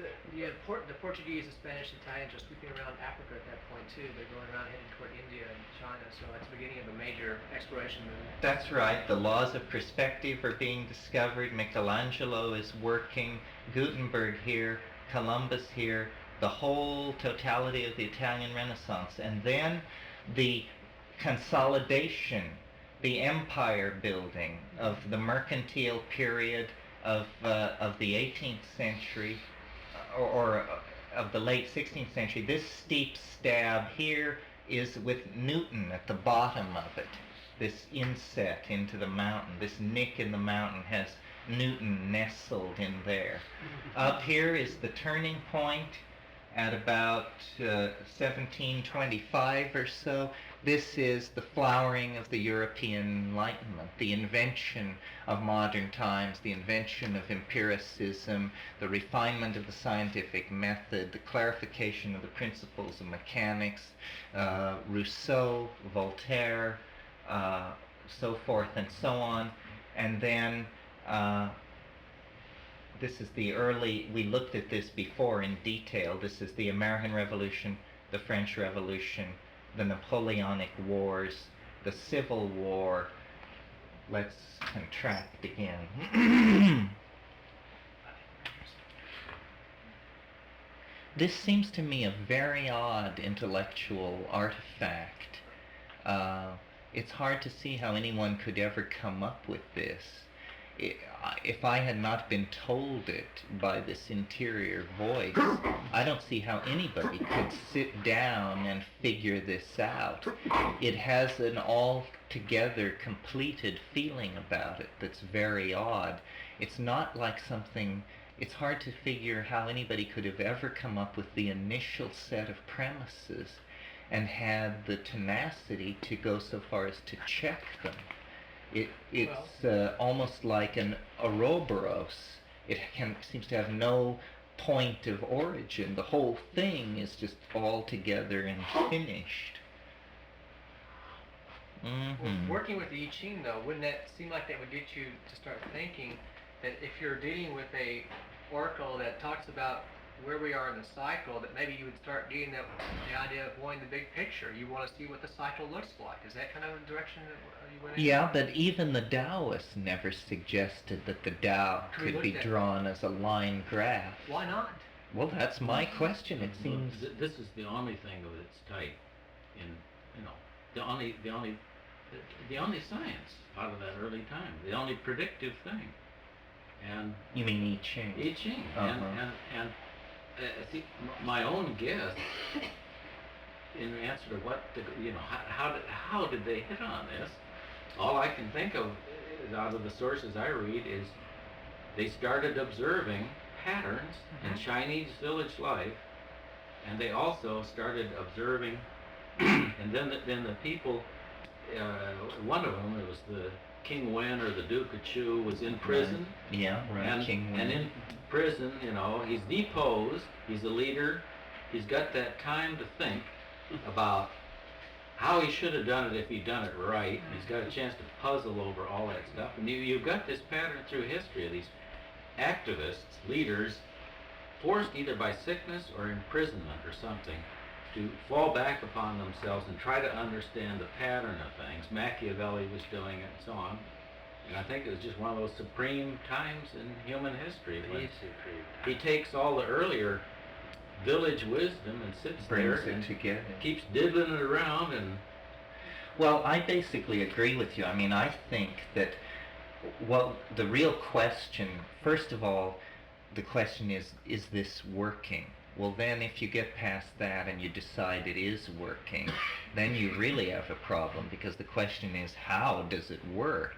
And the only thing I've been able to come up with, which is somewhat like what you're saying, is this comes out of that same stratum of cultural values that puts so much stress on meditation.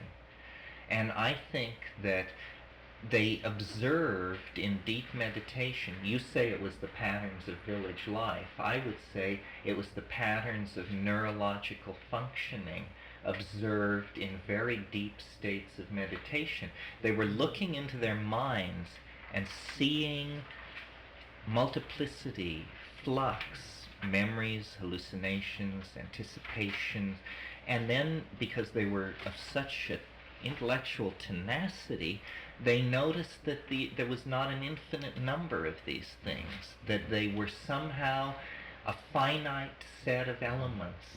And then centuries more of looking, they came up with the notion, by God, there are 64 of these concrescent states or elements or gestalts or basins of attraction, whatever you want to call them, and then reconstructed the categories of the macro-physical world out of this. And this is why it works, because we are built out of this, the world is built out of this, our genetic material, our languages of description, everything arises from a substratum of cosmic vibration, TAO waves, if you will, that can actually be broken down into these kind of elements.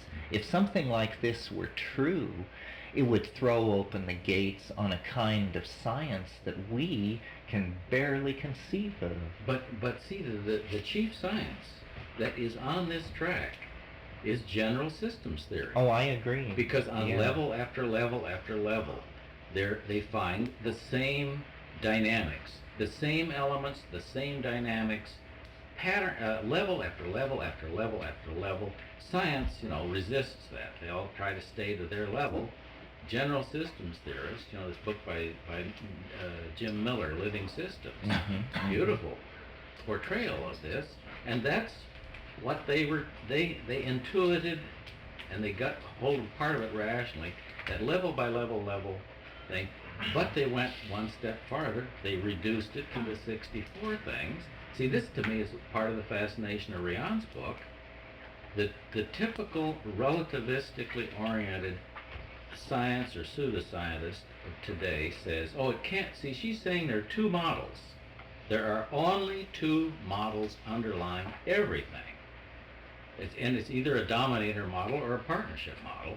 Now, any reasonably educated person says, well, that can't be true. It can't be that simplistic, because because it's much more complex than that. But I've thought about this, and I've looked at it a long time, and I find down underneath it all, there is this polarity. There are these two models that apply to everything. Everything is a blend or an interaction between those two models, and what they saw was everything has to fall into these 64 mini dramas, and you stack them and they flow in certain ways. And then what I'm arguing, that I don't think anybody has ever said before, at least no English writer, is that the hexagrams are not free to occur randomly. They are linked indissolubly in this thing called the King-Wen sequence. And it is a given, like Planck's constant or the speed of light. There's something about this. This is the progression into which these things naturally seek to fall. And it is this progression, interleaving with itself on many levels, that creates the interference patterns that we call reality and the world. Would you call it perhaps some type of programmed ecology and geology of consciousness, where you have this recycling of invariant patterns on many levels? What, and would I call it an ecology of... Geology of consciousness. Yeah, that's a good way of thinking of it. That's how I've always thought about it. Yes, and this pattern is conserved in form. The general systems people have a piece of the action. Rupert Sheldrake certainly has a piece of the action. There's an incredible passage in here, if I can find it. I mean, how about this for an anticipation of the morphogenetic field? This is page 351 of the Princeton edition. Thus, all movements and actions continued over a long period of time channel out definite courses which then become laws. According to this view, natural laws are not abstractions fixed once and for all, but sustained processes in which the character of law appears the more definitely the longer they are in operation. Rupert Sheldrake, there it is. What is this? This is 23. commentary? This is I Ching. What- Yeah, no, this is commentary. this lies in commentary. Yes. It's part 2, chapter 1 of. So book 2 you mean? Okay. Is your pagination different than Yes. mine? Yes. Oh, I see. So we have like a book. It's in the part. It's in chapter 11 on the yarrow stalks and the hexagrams and lines, and it's toward the end of it. Or no, it's in the chapter 12 summary. Chapter 12. Is that the Princeton? Yeah, this is the Bollingen.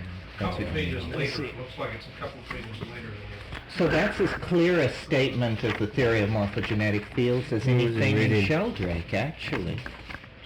Do we know who originally came up with the itching? No, we have legends. David referred to the story of the imprisonment of King Wen. He was the last of the Zhou emperors, and he was imprisoned at the transition to the Han dynasty. And he wrote commentaries. The Duke of Zhou wrote commentaries, but these people are probably legendary.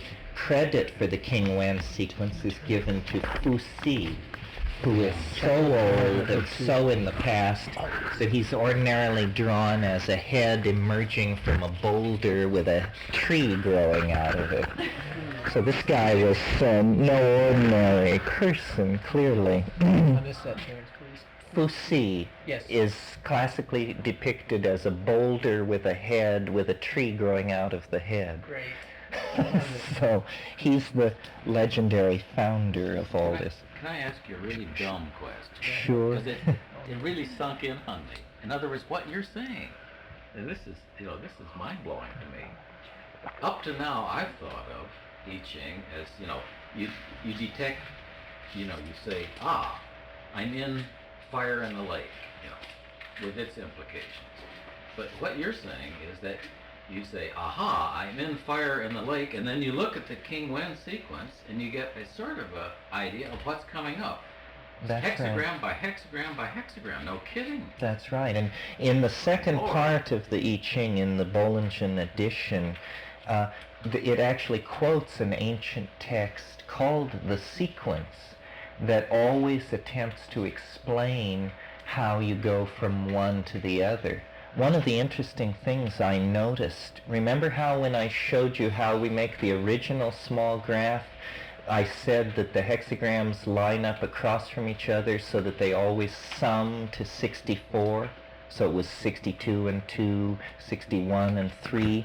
Well, if you look at those hexagrams, you will discover in a surprising number of cases they seem to be conceptual opposites.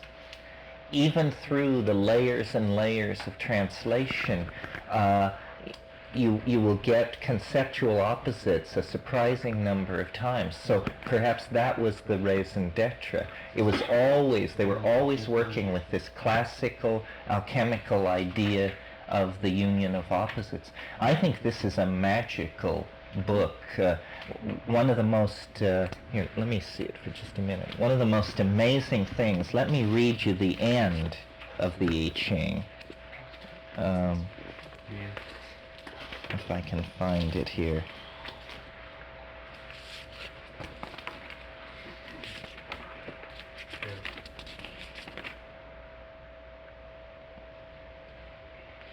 Oh, maybe it's the end of the first part. But there is a section where it says specifically that the I Ching is a book of the future, that it belongs to the future, that it is that it will find its true it will find its true expression in the future. give me a moment here. Well, I'll find it. I'll bring it back. But it is, they say the Tao is the living Tao, and it seems to me this is almost like a living idea. This is all the time I spent reading magical books and studying magical systems and trying to create a psychic mirror, which is what magic is about. This actually works. It actually reflects intuition, and not only reflects it, but deepens it, leads it deeper into an understanding of itself. Now, is it because of the magic of fractal mathematics, and that a fractal structure, when placed before the human mind, which is a fractal structure, somehow becomes a doorway to deeper understanding? Or is it that we have discovered by accident or by happenstance some kind of very, very fundamental truth that will change things radically throughout the human family? Or is it simply that man is beguiled by pattern, and that we are always led into projecting our fears and aspirations onto the world? Well, the answers to that question lie in comparing the data to what is proposed, and it's basically your decision to decide whether this is an aberration, a delusion, or a truth. Could we look at 1992? 1992. Yes, let's, where are we here?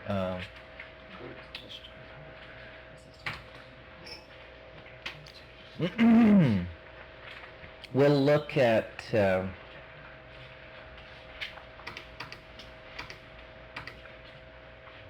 1992, 1st of January.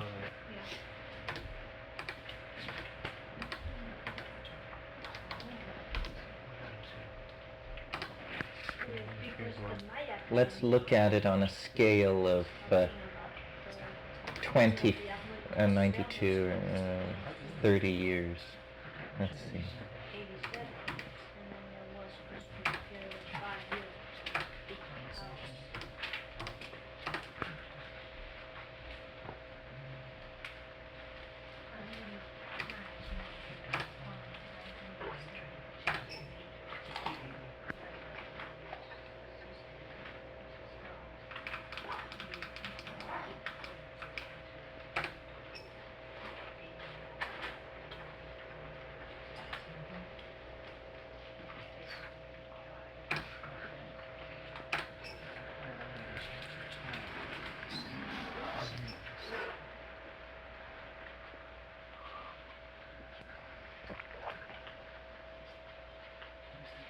You see, the puzzling thing about this idea, as soon as you begin to get excited about how it seems to quote-unquote work, you have to remind yourself that therefore it implies this inconceivable occurrence only 24 years in the future.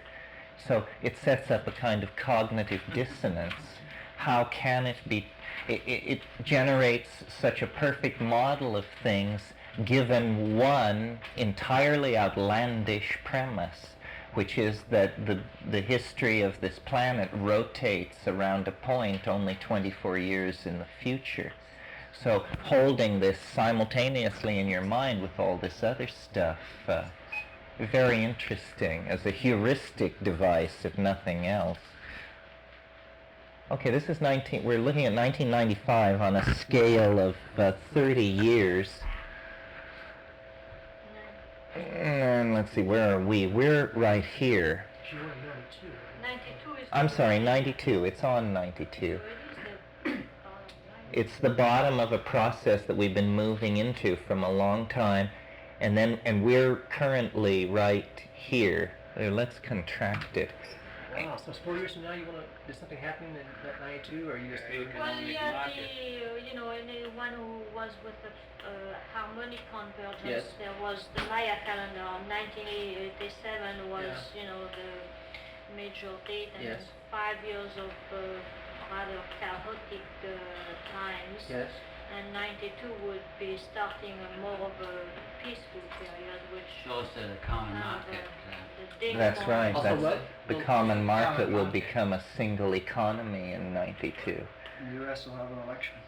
Yeah. That's right. Europe becomes Europe. Yes, and the U.S. will have an election. The way in which there are steep dips every 4 years in this thing gives it an uncanny relationship to American presidential elections. It's almost embarrassing. And 4 euro sticks. If anyone else has that Bulligan book, that page was 326 for Terence's regression with, not regression, but reference to Sheldrake. Sheldrake. So if you want about the morphogenic field reference, it's on page 326 of your Bulligan. Great. Okay, well, here's what we're looking at. We're right here, and we're going to descend here deeper and deeper, wilder and wilder, until about next April, which feels right. I mean, as we shake down this new administration. And then there's going to be a consolidation, a recidivist movement that's going to go on, and they're going to hold the line until early 90. And then there's a testing of deeper levels of novelty. The date Jan 1, 92 occurs very deep in this, but this is a long span of the exploration of a low level of novelty from early 90 until mid 93. Looks not bad if you like deep novelty. Then there's a pulling away, and then a deep stab in 96, and then it goes on. Now, in talking of the resonances, which we haven't talked about much today, but when we get here we're just about to enter, in terms of resonances, we're just about to enter the Dark Ages. By the time we get over here, this is the invention of the printing press, and down here is the discovery of America. So from my point of view, what we've got to get through is this Dark Ages medieval shtick from here to here, and then with the discovery of the New World, whatever that may be, and the generation of these, new technologies will be the parallels to the invention of printing, then we move much more into the character of modern times. When we talk about the concrescence, what is it? One of the problems that we meet is that we are asking the question with intellectual equipment, the equivalent of the intellectual equipment possessed by late Roman intellectuals, asking a question like, what is a quark? How could a late Roman intellectual ever be brought to an appreciation of what a quark is? I mean, they didn't even have Newton at that point, so it's just a hopeless gap between us and this object at the end of time. But after the turn of the century, after we pass through the Cartesian resonance and enter into the domain of quote-unquote modern thinking, I think we will begin to have a growing awareness of the mechanics and the rules that control the concrescent object at the end of time. And hopefully this is what the next 25 years will become about, will be a growing awareness, a growing focus on this approaching temporal phase transition or temporal cataract that the entire historical continuum is about to become engulfed by. Why do you take such a pessimistic view of the from here to 90 ages? Well, because the Dark Ages were characterized by economic retraction. But this is Only in Europe. going in the other way. Well, we're in a novel period. Obviously, we have the momentum of everything that has happened since the medieval period. Going on and being more and more. Right, but still in terms of tone, if you want, or style, or chroma imparted to the situation, I see it very clearly. I mean, we're here. The fall of Rome coincides almost exactly with the election we just had. Well, if you look at the present world situation, how is it like the world of 475 AD? What was happening in 475 AD? An exhausted Roman Empire, completely awash in deficit spending, finally just falls to pieces and turns into a series of agrarian centers. Grass grows in the streets of Rome.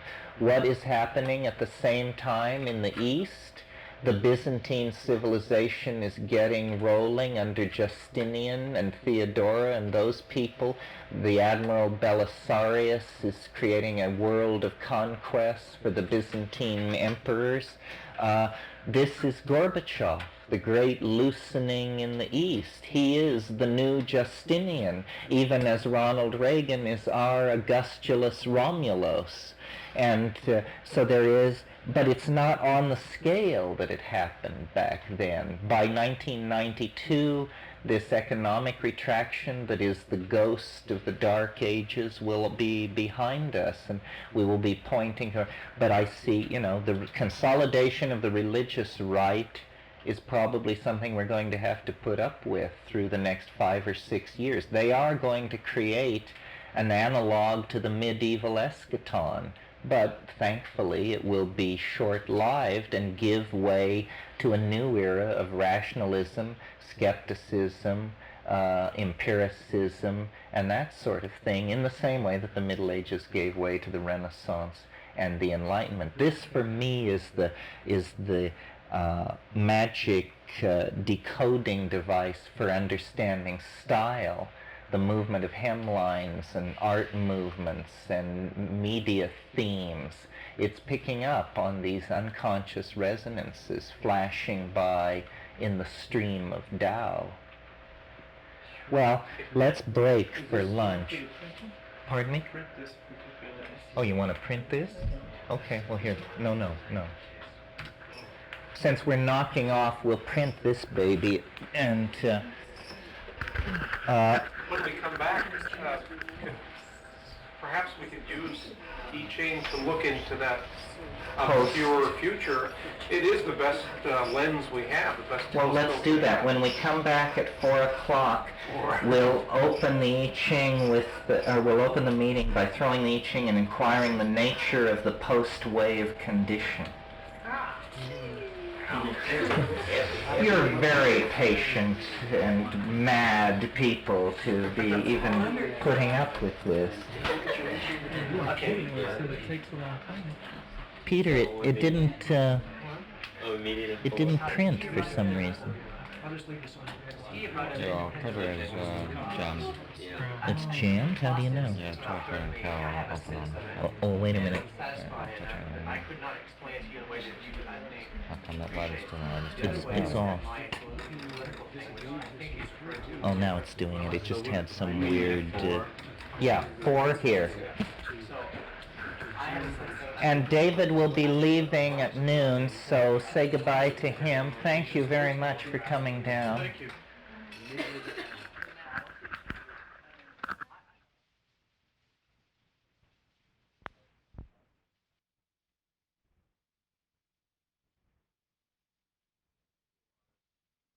To our fairly funky art gallery. These are various versions of the waves with different data on the sheets. Some of the cruder ones contain more numerical information. So try to familiarize yourself with it in its many guises.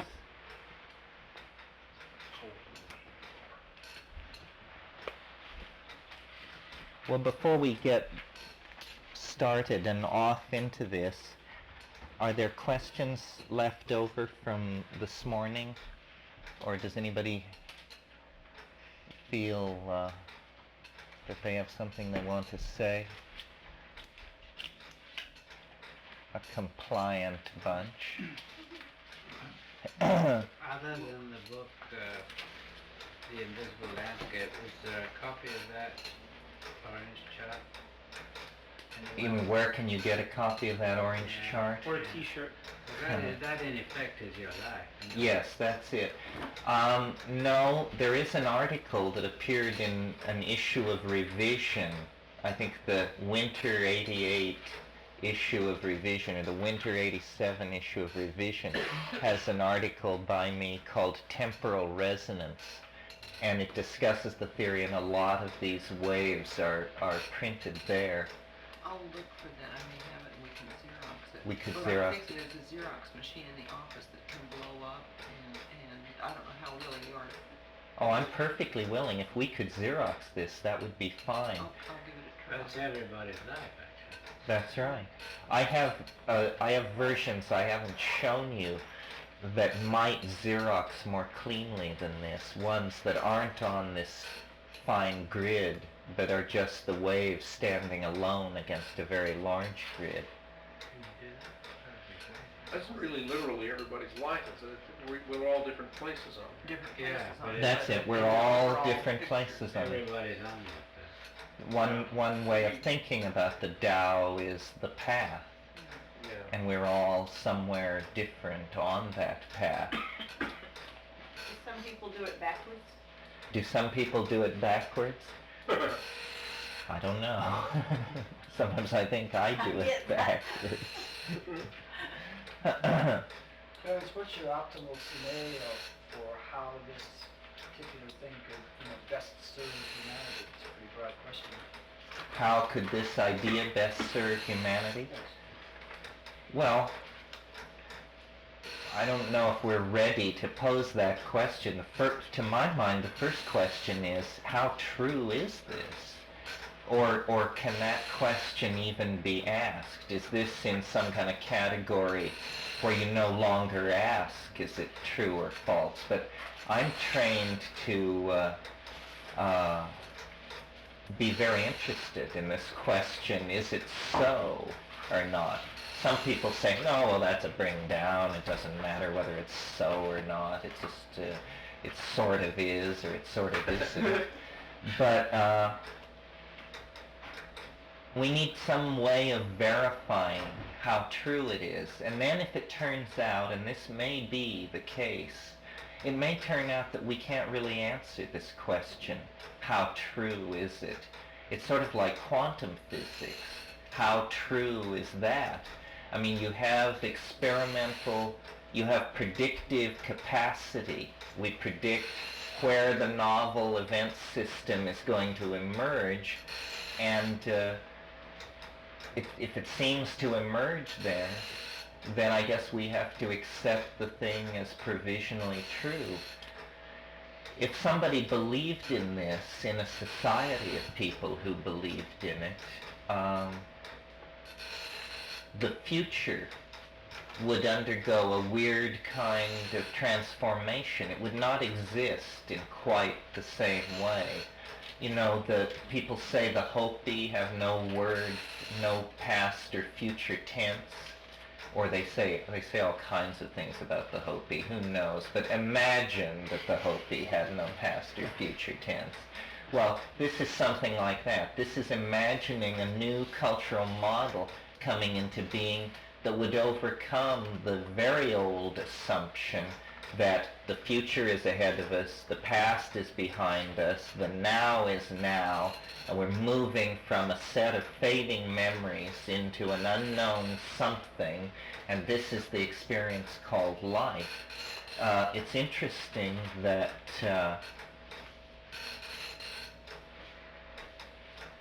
as far as you care to look back in the developmental processes that we find in the cosmos, there is always this conserving, or let me put it this way. It's as though the task of evolution is the binding of time. This is how evolution seems to work, so that the generation of higher animals is somehow animals with a certain degree of recall, a certain degree of anticipatory projection of the possibility of danger. And then in the transition from higher animals to human beings, we get what's called epigenetic coding, writing and singing and dancing. And these are ways of binding time. And this is what has given us our tremendous adaptive advantage over every other form of life on Earth. It is that we can hand on our experience.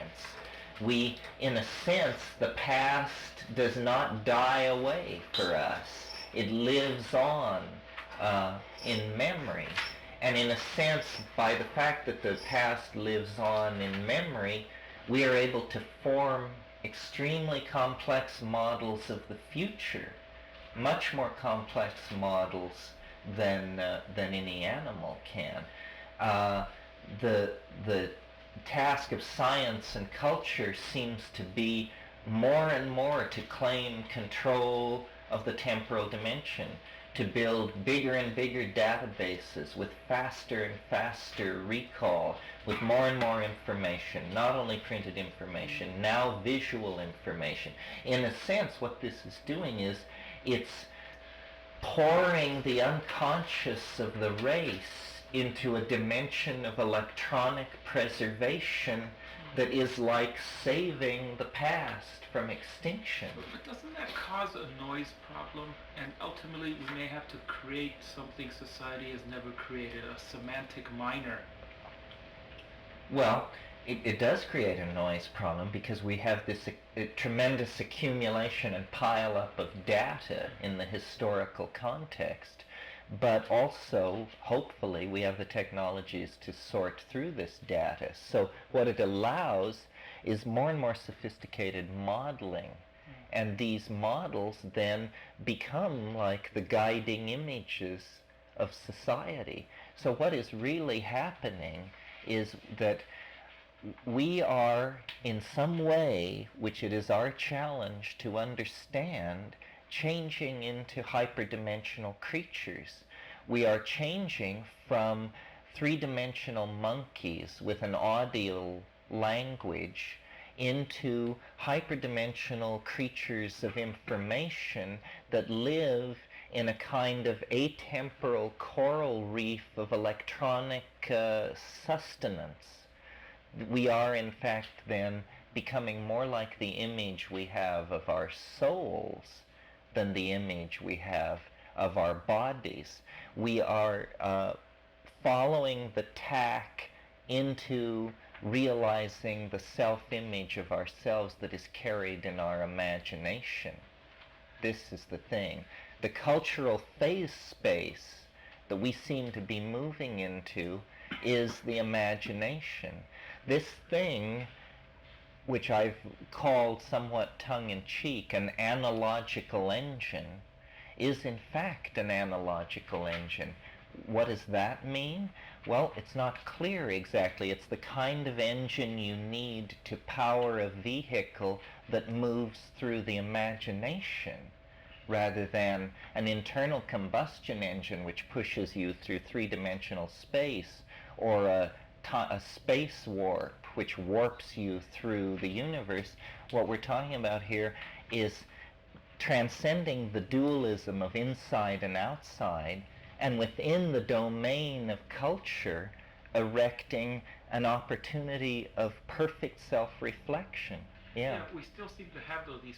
I think, the computer is still a very primitive device for exploring this hyperdimensional reality. And I'm wondering whether ultimately we get rid of language, we get rid of computers, and just through telepathy and other forms which are more invisible now, that is the way we'll become hyperdimensional humans. I mean, we have a few of them, like self-realized people, and who basically don't even need well, a good timetable for that to happen looks to me like around 2012, given the current state of the development of simulation and parallel processing and superconductive data storage and all of this stuff, that around 2012 we should be able to create a simulacrum of the world and move into it.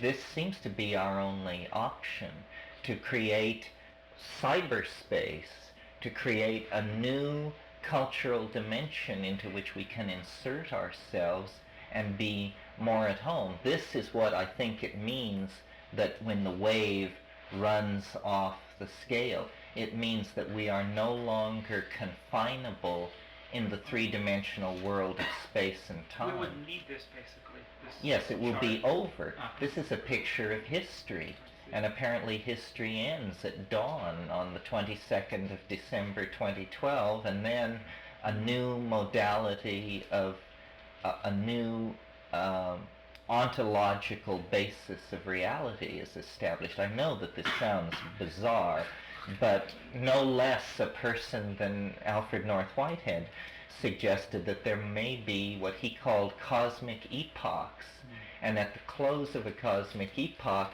there is actually a shift in the ontological foundations of reality, and when this happens, everything changes. And naturally it's rare, or it's rarely observed, because we evolve far from such boundary conditions. But once having evolved, we then begin to drift toward these phase transitions, these areas of catastrophic turbulence at the edge of the basin of attraction. And that's this place where the graph runs out on You're itself. hinting at a basic transformation of the central nervous system in most Yeah, humans. the development of the neocortex. Are you saying that you go Don't from allow that. three-dimensional into four-dimensional? Is that what you said? Something like Yeah, that. but could you name the dimensions? Well, I mean, even if you say we don't know, I mean, just to see. well, what- let me what talk is the about next it a dimension little. I gonna mean, be? this is, now we're coming to why am I interested in this, or how come this guy who normally talks about psychedelic drugs has this obsession with No, I this. find it an obsession too. I'm just as fascinated. Well, I think it's But I just because wanted to what we define glimpse in the psychedelic state that is the amplified morphogenetic field, that this thing where you fall into this thing which is familiar yet alien and seems to have, Geronimo and Akhenaten and Charlemagne all riding through. What you're seeing is the hologrammatic resonance interference pattern of the standing waveform of temporality. It's as though the Tao is becoming visible. This is how shamans do their magic.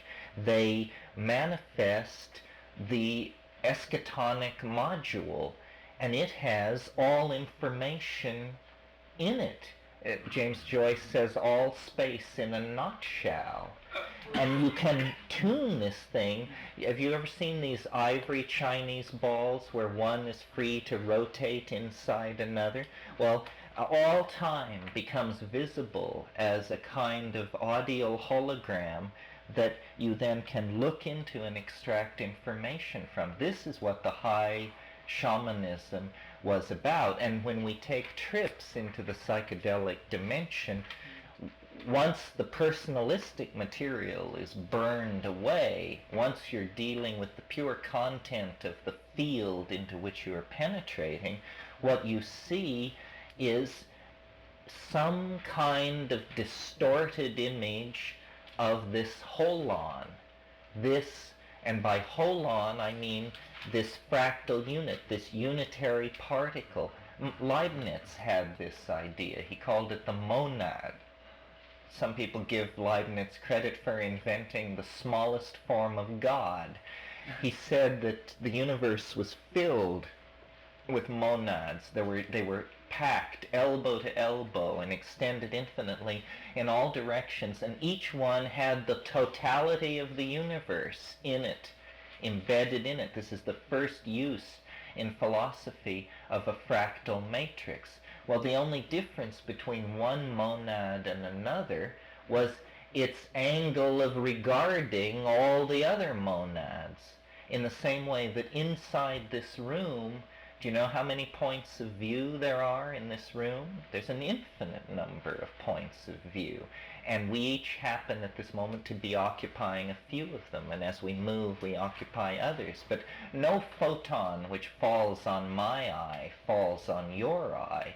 No part of the sensory input that I receive to construct my image of the world falls on your senses at all. It's simply the statistical evenness of these fields of data-carrying particles that we are able to build a shared reconstruction of any kind of reality. How will we be prevented from overloading? I mean, we have our senses because they're filters that prevent us from getting overloaded, and when you do take acid or any drug like that, these filters are expanded very temporarily. Are you saying our central nervous system will have to be radically restructured in order to put up with this? What is an altered state for us would be normal existence for these new humans? Is that what you're... Well, I think the overload process has been happening for a long, long time. This is what is called the descent into modernity. I mean, life is becoming progressively more and more complex, and this is not going to slow down. In fact, it's going to asymptotically increase to excruciating levels as we all melt into each other. Well, the stress levels are quite high right now. Yes, I think you're right. They're going to go higher, not that much higher. I mean, you have to see where we are on the wave. But you can see that between here and 2012, some real spills and chills lie ahead. Some, breathtaking drops and some pretty tooth-grinding rises as well. The Chinese had a saying, it was a curse actually, may you live in interesting times. Yes.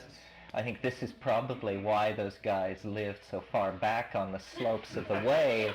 They wanted to live back on the peak and leave us to wander around herding goats in the foothills waiting for the end of time. But there's another Chinese saying, danger is opportunity as well. Danger is opportunity, yes. Yeah, I'm thinking the dynamics will become so intense that it will trigger something in the central nervous system that will have, that may be the new thing that will become that starts the new cycle.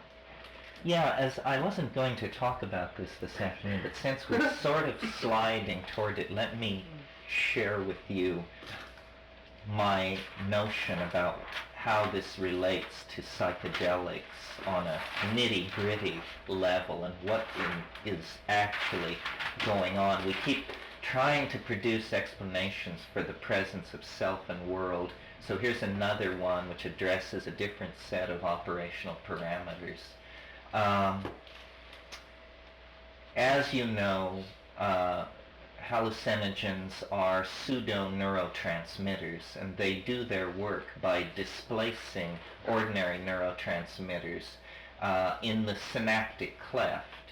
And as you probably know, nerve cells are extremely extended cells where the synapse lies at the end of a long process called the dendrite. And the nuclear material, the genetic material of the cell, lies quite a distance from where the synaptic action is going on. Nevertheless, neuroscientists in the last 15 years have confirmed the existence of a phenomenon called axioplasmic transport. Now what this means is that material ingested into the body, transferred from the bloodstream to the synaptic cleft, hallucinogens, pseudo-neurotransmitters, eventually make their way by this mechanism of axioplasmic transport to the nuclear material of the cell. Now, if any of you are students of evolution, you'll realize immediately this is an anti-Darwinian bit of data. This argues for some kind of Mendelian mechanism, because what seems to be happening is environmental input, drugs, amines, mutagens, is having a direct effect on the nuclear material where the genetic messages are being stored. Well, a very curious physical fact about the hallucinogens, especially the shamanically prime ones like psilocybin, DMT, morning glory LSD, mescaline, ibogaine, so forth.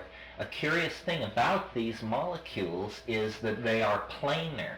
This means that they're flat. If we were to blow one up millions of times and set it rotating in the middle of the room, what we would see is something that would look rather like an ellipsoid, a flat ellipsoid. There would be a pentexyl group in the center with rings either hanging on one end or off both ends, but the whole thing would be rather flat. Okay. Now, as you know, and I have mentioned it earlier in this week, DNA runs on the same numbers as the I Ching. 64 codons code for the components of protein in 3 nucleotide message units. I'm going to assume that we all know a little bit about DNA, because it's like knowing where the birds and the bees come from. I mean, you should be informed if you don't already know about this stuff. But DNA is a helixed, meaning a double-twisted molecule, rather like a ladder that has been twisted, and the rungs of the ladder are these nucleotides. Well, now, it just so happens that the space between these nucleotides is such that a planar drug molecule can just slip right in there and attach itself without physically deforming the DNA molecule at all. In other words, there seems to be this curious affinity between genetic material and hallucinogens brought in exogenously from the environment. Well, now, what happens when you take a hallucinogen in the broadest sense? Well, what happens is the higher cortical processes, which we call thinking and feeling, undergo major shifts. We perceive them differently, we feel differently, we think differently. Well, a very interesting thing has been noted, which is there is a very complicated signal associated with DNA. It's called the electron spin resonance of the molecule. All molecules, or many molecules, have an electron spin resonance, most biological molecules, but most of these signatures are rather simple. But DNA, because it is an immense polymer, coiled and supercoiled upon itself, has what is called a hyperfine electron spin resonance signature. And if you were to see what it looks like the red graph running down the wall. Well, when you then take, and you can test DNA for this ESR signature in vitro, meaning in a test tube. You take the DNA, you suspend it, you irradiate it with radio waves, you get a signal out, and you analyze the signal. If the DNA has been exposed to one of these hallucinogenic drug molecules, the hyperfine electron spin resonance of the DNA is tremendously amplified. And if you look at the drug molecule from the point of view of a bioelectronic technician and say, what does it appear bioelectronically to be designed to do? What it appears to be designed to do is boost signal strength. These six-sided rings hanging off the pentexyl group are electronically resonant rings. They are extremely electronically active. So my notion was, I was trying to grapple with the question, why did I have this idea? And because the strange thing about this idea that struck me was it seemed that nobody could ever think this up. You could only sort of find it. It does not naturally arise. It has this kind of seamless, all done quality where you can't quite imagine how anybody could have started knowing nothing and ended up in this place. So I looked for an exterior source. Well, remember how I said days ago, weeks ago, sometime, that we generate totality symbols when we individuate, and I talked about the mandalas and that sort of thing. Well, now I want to recall that and take it a deeper level and suggest that the genesis or the source of these totality symbols that we generate in extraordinary altered states of mind, they are images of our genetic material, of the organization of our genetic material, and that our genetic material organizes the entire way in which we see the world. It creates our categories. Now, this may sound far-fetched. It is far-fetched, but here's an argument in its favor. As you know, as I just said, DNA is this superhelixed molecule. Well, certain plants like heliotrope, which spirals like this and is a climber, or the placement of certain leaves on, for instance, Banisteriopsis caapi, Yahé. But what you are seeing when you see this spiraling, the macrophysical expression of spiral form in plant life, is you are actually seeing a kind of blurred magnification of the placement of the genes in the DNA. The genes are placed so that they express themselves according to a spiral pattern. Well, so the way the plant looks in real time, at natural size, in real space, is being dictated by microphysical arrangements of atoms.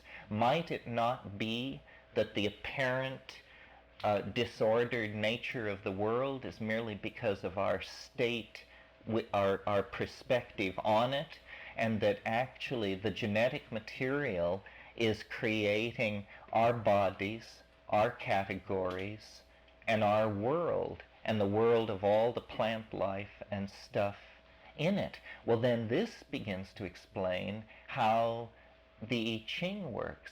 The I Ching is then simply a linguistic and informational image of this totality process and how it works. So when a shaman takes a hallucinogenic plant, what they are really taking is a morphogenetic field amplifier.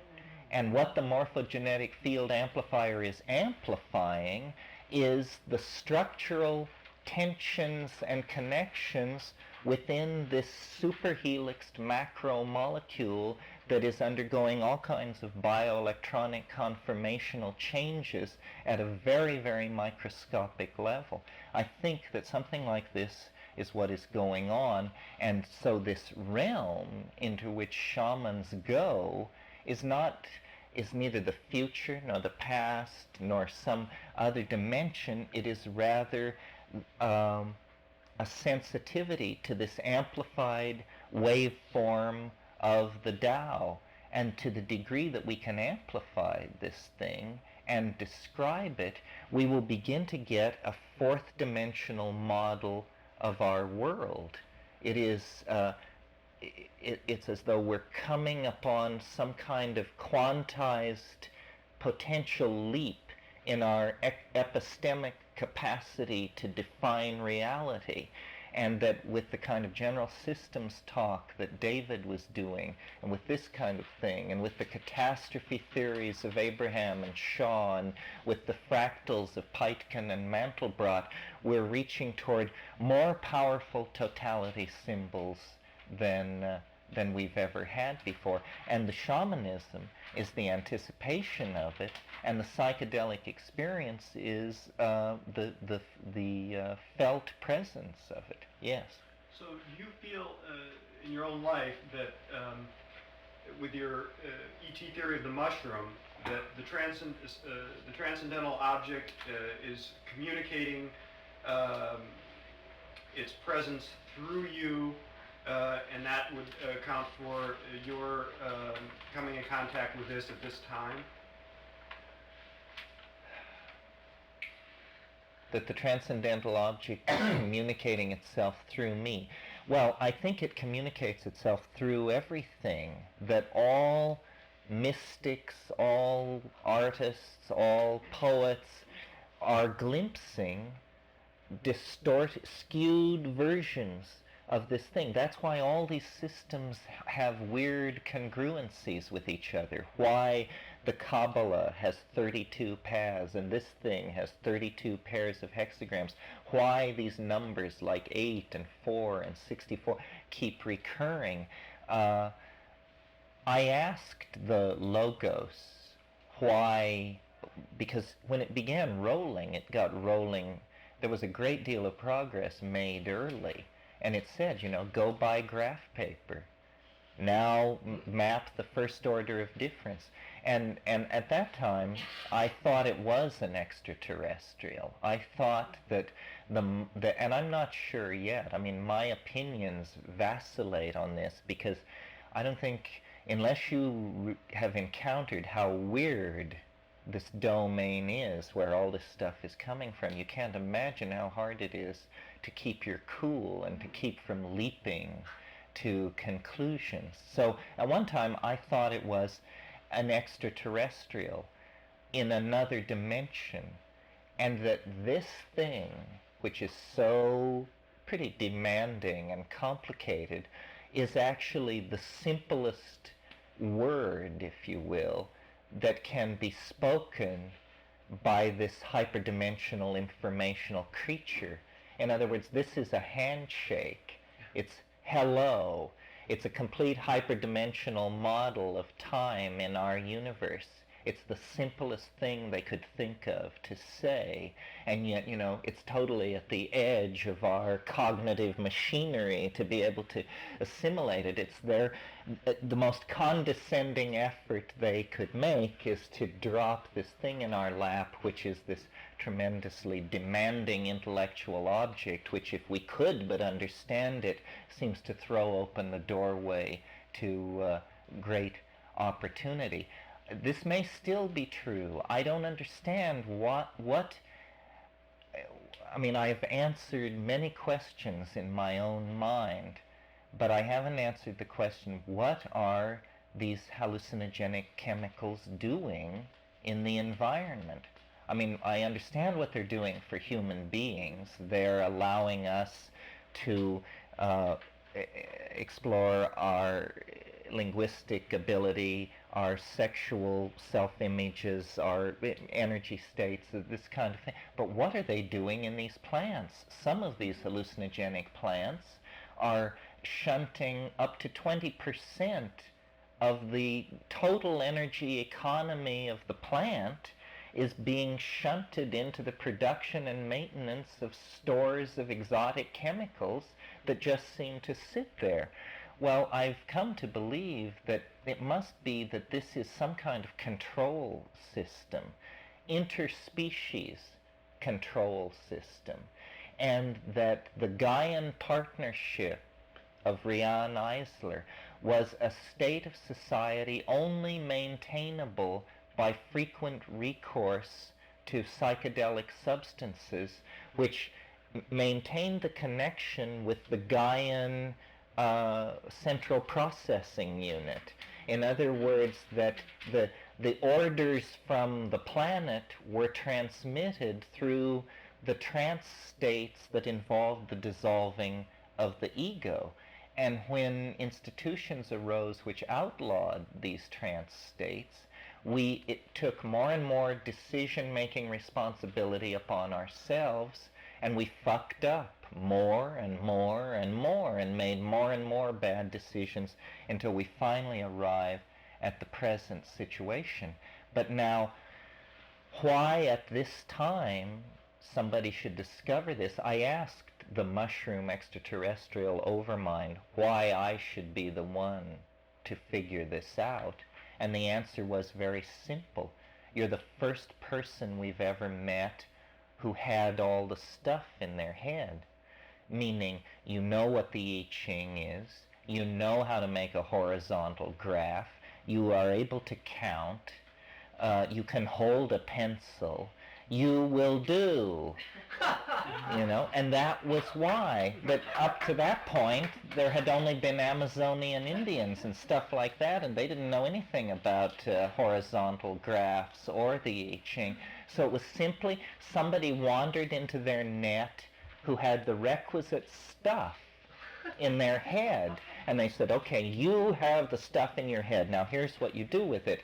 Do this, first order of difference, 6, 2, 1, now collapse it, computers, on and on. And I was literally in the... You did see a monolith?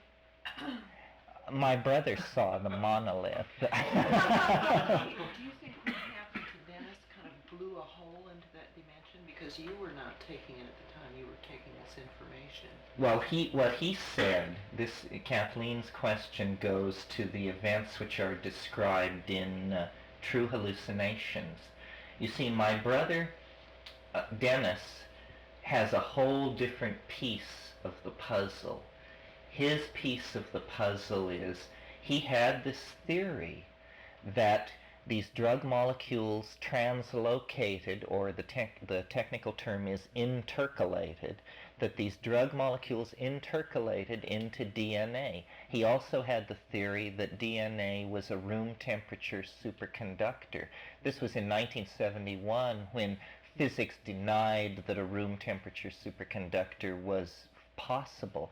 Now that the search for the room temperature superconductor is a billion-dollar game, and everybody is predicting a whole new technological world based on room temperature superconductivity, I think we can be fairly confident that he was right. And he said, you can saturate your body with hallucinogenic molecules and wait until axioplasmic transport has carried this stuff into the nuclear zone, into the genetic material, and then you can generate acoustical waves such that a very small portion of these molecules, a vanishingly small percentage of these molecules, will have the correct incidence of refraction to these incoming acoustical waves, such that the drug molecule will itself briefly become superconducting. And if you know anything about superconductivity, once a superconducting state has been induced in something, that piece of matter will bond to anything. So the notion was a small number of these drug molecules are bonding into the DNA. If we could sing them into a state of superconductivity, they would lock permanently into the DNA. They would become a permanent part of your genetic heritage. In other words, we're talking about acoustically driven genetic diddling with your nuclear material. This is what he proposed.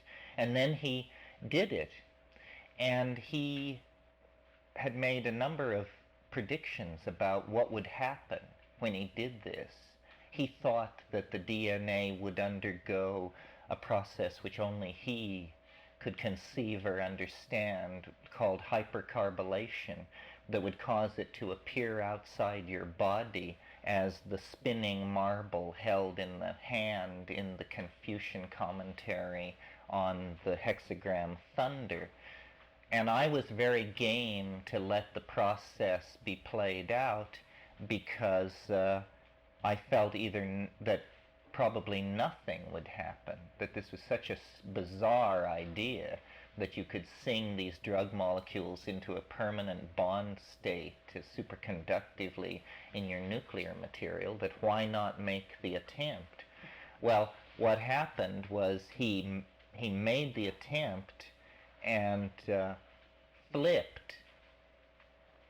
And the moment he flipped, I, who had been to that point the impartial and practical observer, felt something turn on in my mind. I mean, it was not spectacular at all. It was just a switch opened, and I began to understand. I began to understand everything. I mean, I would sit down and just look at a pool of water, and it would teach me chemistry, hydrology, fluid dynamics, Fourier transform. I'm just, a pool of water. Hold a leaf, and it was pure. I had never had a psychedelic experience like that. It was not visual at all. It was pure apperception of pattern as such.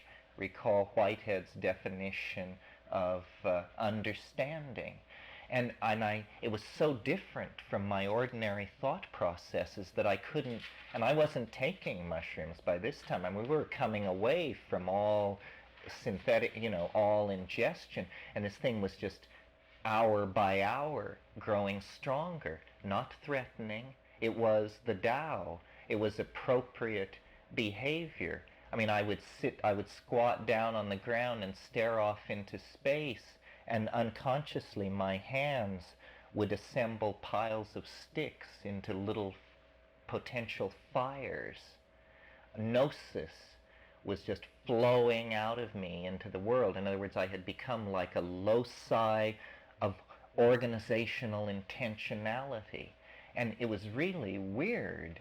I mean, it penetrated every aspect of life. I would go out to gather firewood, and the voice would explain the one and only way to properly gather firewood.